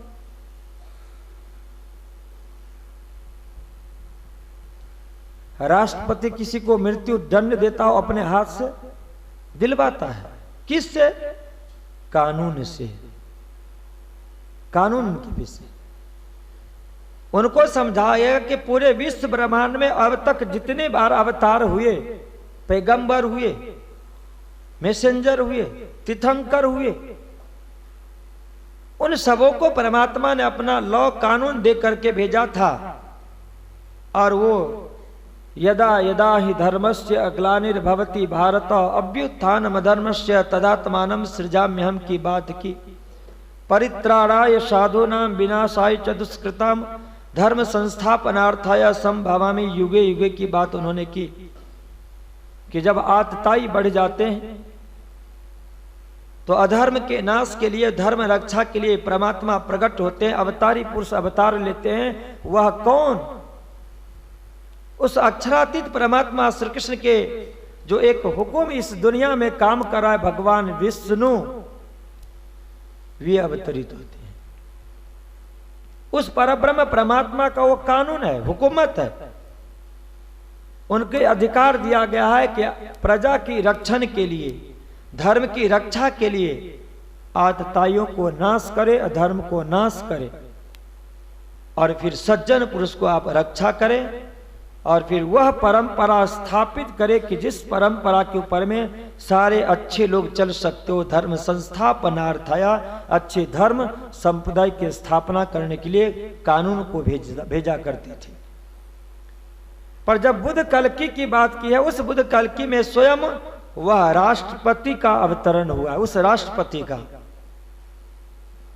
जो एक परब्रह्म परमात्मा है, जिसके लिए कहा गया कि पूर्णमदः पूर्णमिदं पूर्णात् पूर्णमुदच्यते पूर्णस्य पूर्णमादाय पूर्णमेवावशिष्यते, वह साक्षात पूर्ण ब्रह्म परमात्मा का अवतरण इस धरातल पर हुआ।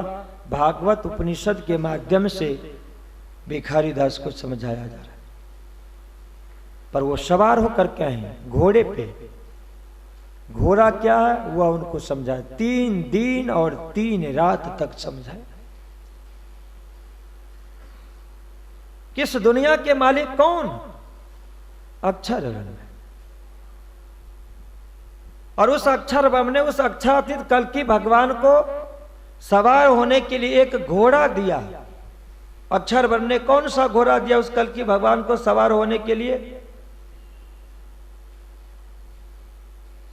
अपनी बुद्धि रूपी घोड़ा।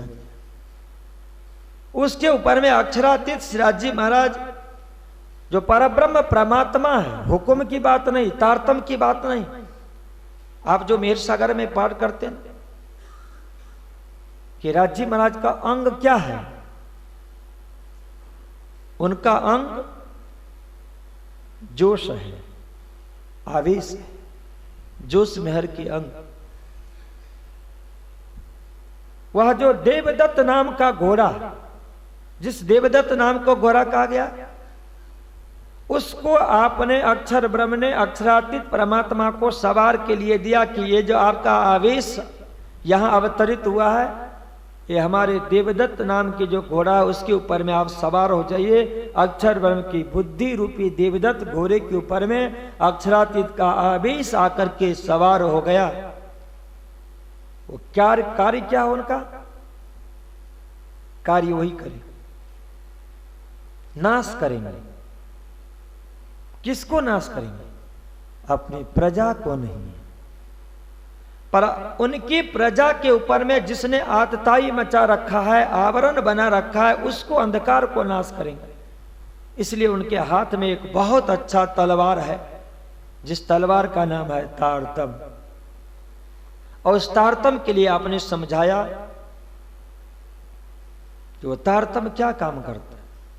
श्री जी ने कहा कि तमसो मां ज्योतिर्गमय का काम करता है, अंधकार से प्रकाश की ओर ले जाता है। जो अक्षर ब्रह्म ने देवदत्त नाम का घोड़ा दिया, उसके ऊपर में सवार हुए अक्षरातीत का आवेश, हाथ में तलवार लिया, 18 हाथ का लंबा चौड़ा तलवार, और उसमें से जब तलवार चलाते हैं ना तो चिंगारियां निकलती है, और वो चिंगारियां जहां जहां जाए ना सब नाश हो जाते हैं। अब देखे ना महाभारत में, टीवी पर देखा, एक धनुष बाण जब निकलता है तो न जाने कितने सैनिक को आप देखते हैं ऐसे सो जाता है। बताया गया यही है कि इनके पास में जो तारतम का हथियार है, वह हथियार जब चलता है तो देखिए महामती प्राणनाथ जी महाराज के साथ में हजारों की संख्या में सुंदर साजी अपने घर परिवार समाज को छोड़ के आ गए। ये तलवार का क्या कार्य करता है कि जो मोह में बंधा हुआ है उसको तोड़ देते हैं, बंधन को तोड़ दिया। इसके बाद जो मान प्रतिष्ठा अहंकार है भीतर में उसको तोड़ देते, और जैसे वह टूटा तो वह चिंगारी गया उस आत्मा के पास, और जैसे आत्मा के पास में जाता है तो आत्मा जागृत हो जाती है, और आत्मा को पता चलता है कि मैं अब तक सोया था कहां, इस कब्र के अंदर में मैं मुर्दा बना हुआ था, मुझे कुछ भी पता नहीं था।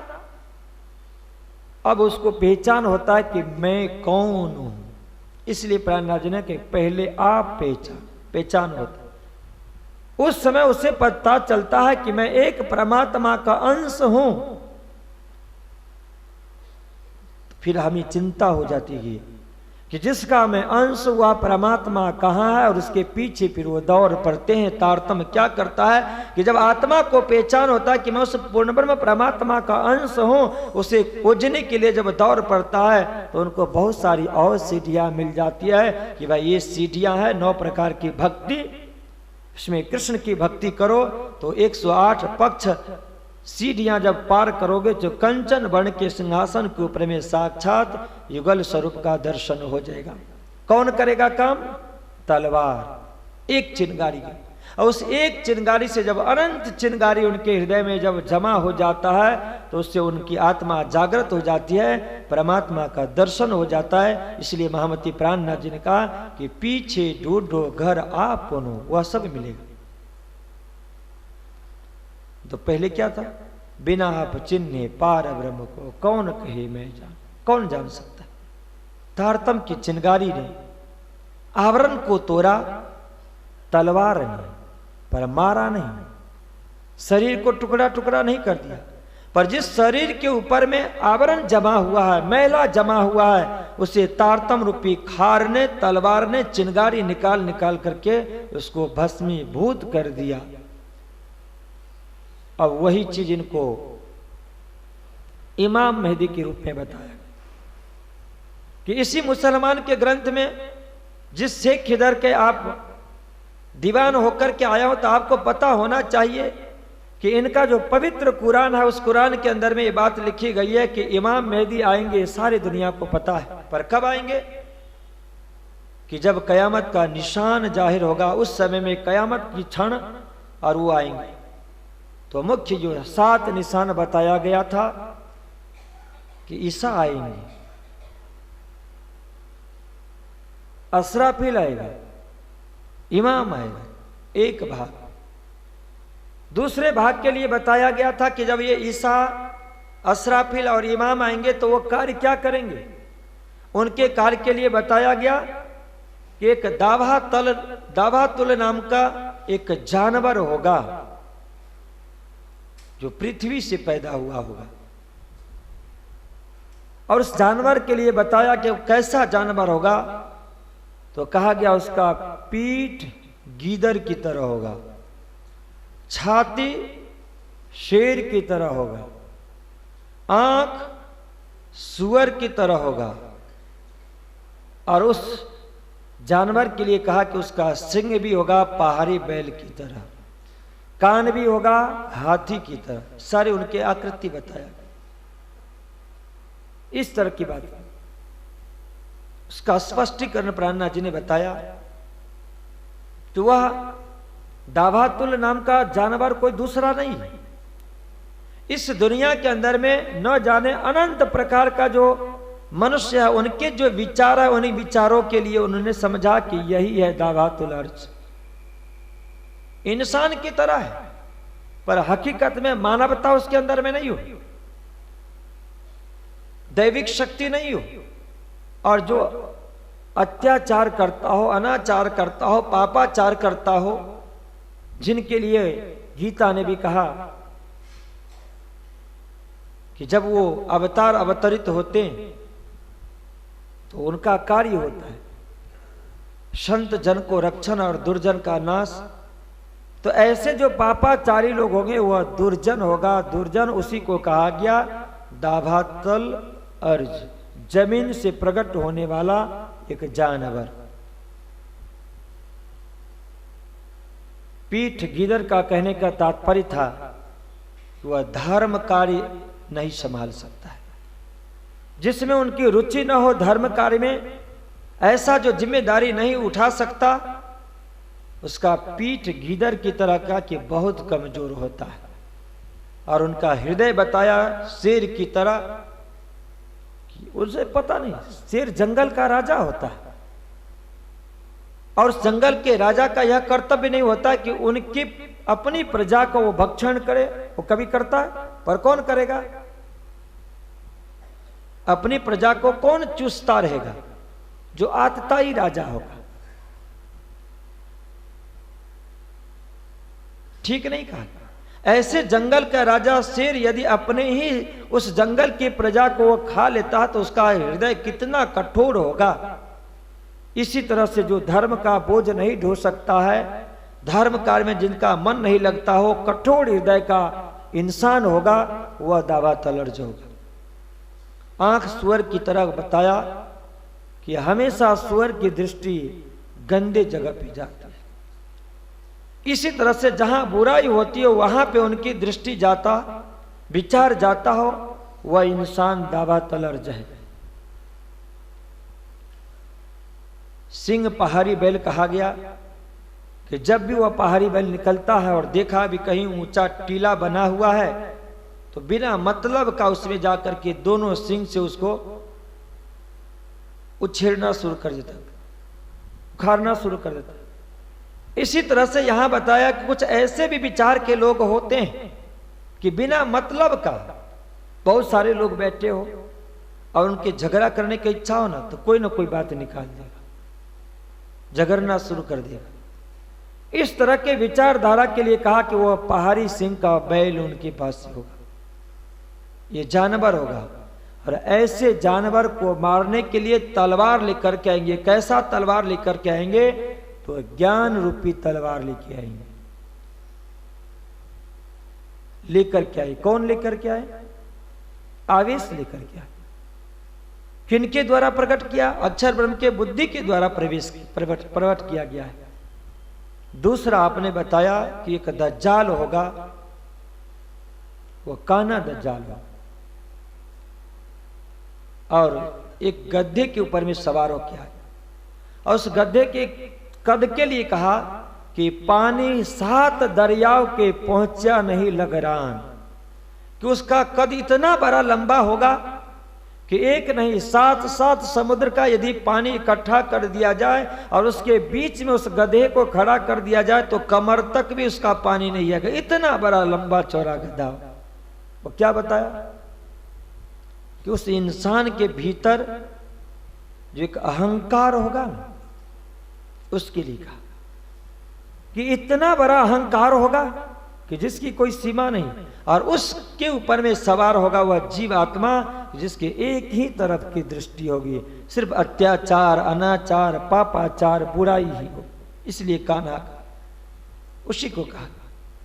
तीसरे के लिए बताया कि जब ये ईसा असराफिल इमाम आएंगे तो इस दावतल अर्ज को समाप्त करेगा, अपने हथियार से मार डालेगा। और गधे पे सवार जो दज्जाल काना आया है उसको भी मार डालेगा। इसके बाद कहा गया कि आजुज माजुज ये कौम है। कुरान की एक बात है कि उस समय में एक जाति थी आजुज माजुज, जो पहाड़ में छिप करके रहा करती थी और वहां की प्रजा को सताया करता था। ये दो जाति है, इनके पास तुबा, तांबा और शामा नाम के फौज है। या आजुज माजुज महामती प्राणनाथ जी ने कहा कि रात और दिन ही है। इनके पास में प्रातः काल, मध्याह्न और सायंकाल ये तीन हथियार हैं। श्री जी ने कहा कि जब से सूरज देखिए ले अंधेरी घेर। भिखारी दास जी को समझाया जा रहा है कि आपने भागवत के माध्यम से श्रवण कर लिया कि निष्कलंक बुद्धावतार कौन है, उनका उद्देश्य क्या है, वो कार्य क्या करते हैं।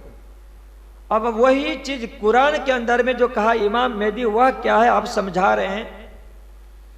यह जो आजुज माजुज है, इस आजुज माजुज को भी वह इमाम मेहदी आएंगे, असराफिल आएंगे, ईसा आएंगे तो इनको समाप्त करे। कब? कि जब वह कयामत का समय होगा तब।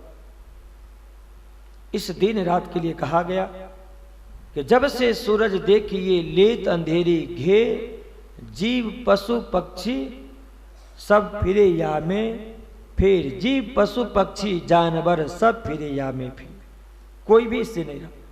जैसे प्रातः काल होता है तो हर को अपनी चारा याद आ जाती है। हम आप जैसे मनुष्य को भी कि अपने रोटी कपड़े और मकान की व्यवस्था में लग जाते हैं। पशु पक्षी के लिए कहा कि जैसे प्रातः काल होता है, 5:15-6 बजता है, अपने घोंसले से निकल करके पेड़ के ऊपर में बैठ करके और सब चहचहाने लगते हैं, और जैसे सूर्य उदय होता है उससे पहले वो चारा चुगने के लिए चल देता है। जानवरों के लिए कहा कि जैसे रात्रि के बाद प्रातः काल होता है तो उसे भी भूख लगती है और अपने चारा की खोज में निकल पड़ता है। सबके लिए कि जीव पशु पक्षी जानवर सब फिरे या में फिर। कब? कि जब से सूरज देखिए, जब सूर्योदय होता है तब से। महामती प्राणनाथ जी ने कहा कि ऐसे ही सिकंदर बादशाह के द्वारा जो एक राज्य बसाया गया है, उसके राज्य में रह रहे जो एक प्रजा है, उनकी उस प्रजा की रक्षा के लिए, आजुज माजुज के रक्षा के लिए उन्होंने 8 धातु का बहुत मजबूत दीवाल बना दिया कि चारों तरफ हमारे राज्य में ये दीवाल रहेगा और उस दीवाल को यह न तोड़ सके, उसमें हमारी प्रजा स्वस्थ रहेंगे, आनंद मंगल से रहेंगे। पर फिर भी ये आजुज माजुज की जो 2 जातियां पहाड़ में छुप कर रहा करते हैं, वो निकल करके आते हैं, अपनी फौज को लेकर के आते हैं और चढ़ाई करते हैं। प्रातः काल से लेकर के सायंकाल तक युद्ध होता रहता है और युद्ध करते करते करते उस दीवार को तोड़ने के कगार पर आ जाती है 2 जातियां अपनी फौज के लेकर। और जैसे सायंकाल होता है तो फिर वो विचार करते हैं कि चलो कोई बात नहीं, अब फिर कल कर लें, अब विश्राम करते हैं। और जैसे विश्राम करने के लिए गया तो जो 8 धातु का बना हुआ दीवार टूटने के कगार पे आ चुका था और फिर पूरी रात्रि के अंदर में विश्राम उसको मिला, तो फिर 8 धातु का दीवार ज्यों का त्यों खड़ा हो गया। कुरान की बात है। भिखारी दास जी को महामती प्राणनाथ जी ने कहा कि यह रहस्यमय बात है। जैसे बुद्ध कल्कि के लिए कहा गया कि एक घोड़े पे सवार होकर के तलवार लेकर के आएंगे कल्कि भगवान, तो सारी दुनिया आज राह देख रहा है कि वह घोड़े के ऊपर में सवार होकर के आएंगे, तलवार लेकर के वो आएंगे। वह अभी आए नहीं है और कितने तो आज न जाने कितने कल्कि भगवान हो गए। घोड़ा आया नहीं, तलवार निकला नहीं और हत्या हो भी नहीं रही है इसके बाद भी। पर जिनके पास में घोड़ा भी है, सवार भी है उसके ऊपर में, तलवार भी है और अपने घर में बंद करके रखे हैं, वो बाहर नहीं बताते हैं, नहीं बताते। जहां नहीं है वहां हो रहे हैं। कुछ लोग कह रहे कि वो आने वाले हैं, कुछ लोग कहा कि नहीं समय निकल गया। क्यों? क्योंकि हर को पता है जब सूक्ष्म दृष्टि गई तो उनको पता चला कि कलयुग को मात्र 5,500 उम्र ही बचता है और अंतिम चरण चल रहा है, इसलिए बुद्ध कल्कि का अवतार हो चुका है और कहीं प्रकट नहीं हुआ तो सब अपने अपने लेकर के जाहिर हो। आज बहुत से जगह पे ऐसे मंदिर है। आज सहारनपुर के पास संभल नाम का गांव है। भागवत ने लिखा कि संभल नाम के गांव में संभल ग्राम मुख्यस्य ब्राह्मणस्य महात्मनः, वहां पे कल्कि भगवान आएंगे। विष्णु यश नाम का एक ब्राह्मण होगा, उनके घर पे और घोड़े पे सवार होके तलवार लेके। संभल ग्राम क्या है, विष्णु यश कौन है, घोड़ा क्या है, सवार क्या है, तलवार क्या है, कुछ पता नहीं। इसी तरह से यहां कुरान में भी लिखा गया था कि जब कयामत होगा उस समय में ईसा असराफिल इमाम आएंगे। क्या अत्याचार होगा, ताकि आजुज माजुज भी जाहिर होगा। ये दो जातियां जो सिकंदर बादशाह के द्वारा बनाए गए 8 धातु की दीवार को तोड़ता है। सिकंदर कौन? वह एक परमात्मा। उनके द्वारा बनाए गए अपनी प्रजा के रक्षा के लिए, उनकी प्रजा क्या है? जीवात्मा। उनके रक्षा के लिए 8 धातु से बना हुआ यह शरीर है। रस है, रक्त है, मांस है, मज्जा है, मेद है, अस्थि है, इसके बाद में ओज है और वीर्य है। 8 धातु से बना हुआ है। और यह आजुज माजुज जो रात और दिन, इनके 3 फौज है, प्रातः काल, मध्याह्न और संध्या का समय। जैसे प्रातः काल होता है तो ये आजुज माजुज 3 फौज लेकर के इस 8 धातु से बना हुआ मनुष्य तन रूपी शरीर को तोड़ना शुरू कर देता है। सुबह से काम करते करते करते थक जाते हैं, इतना थक जाते हैं कि सायंकाल में इच्छा होता है कि नहा धोकर के भोजन ले और इसके बाद में तुरंत बिस्तर पकड़। उस समय आजुज माजुज कहता है कि अब थक चुके, विश्राम में गए। और जैसे प्रातः काल होता है तो ये 8 धातु का बना हुआ दीवार ज्यों का त्यों खड़ा हो गया, कोई कमी नहीं रहा। जैसे पहले दिन थे वैसे के वैसे खड़े। महावती प्राणनाथ जी ने कहा कि आजुज माजुज समय को आप पहचानो। उस परमात्मा ने आपको इस दुनिया के अंदर में भेजकर पहचान करके आंख खोल करके और आपको जगा रहा। इसलिए कहा ना, वृथा का निगमोरे पामी पदारथ, जिसमें सबसे पहला नाम क्या? उत्तम मान। क्यों? क्योंकि संत कबीर साहब ने कहा, बहुत हृदय से उन्होंने कहा कि मानव तन दुर्लभ है, मिले न बारंबार, पक्का फल जो गिर पड़ा तो बहुरी न लागेगा, फिर से नहीं लगे। उसी को संत तुलसीदास जी ने भी कहा कि एक बार सुदुर्लभ सद ग्रंथ बड़े भाग मानुष तन पावा। जन्म जन्मांतर का पुण्य उदय हुआ है, तब 8 धातु से बना हुआ यह शरीर परमात्मा सिकंदर ने आपको दिया है। इसके अंदर में आत्मा को बैठा रखा है। किस लिए? कि इस 8 धातु के शरीर के माध्यम से आप जग करके उस परमात्मा को प्राप्त कर लो। आत्मा प्रजा अपने मालिक के पास पहुंच जाओ।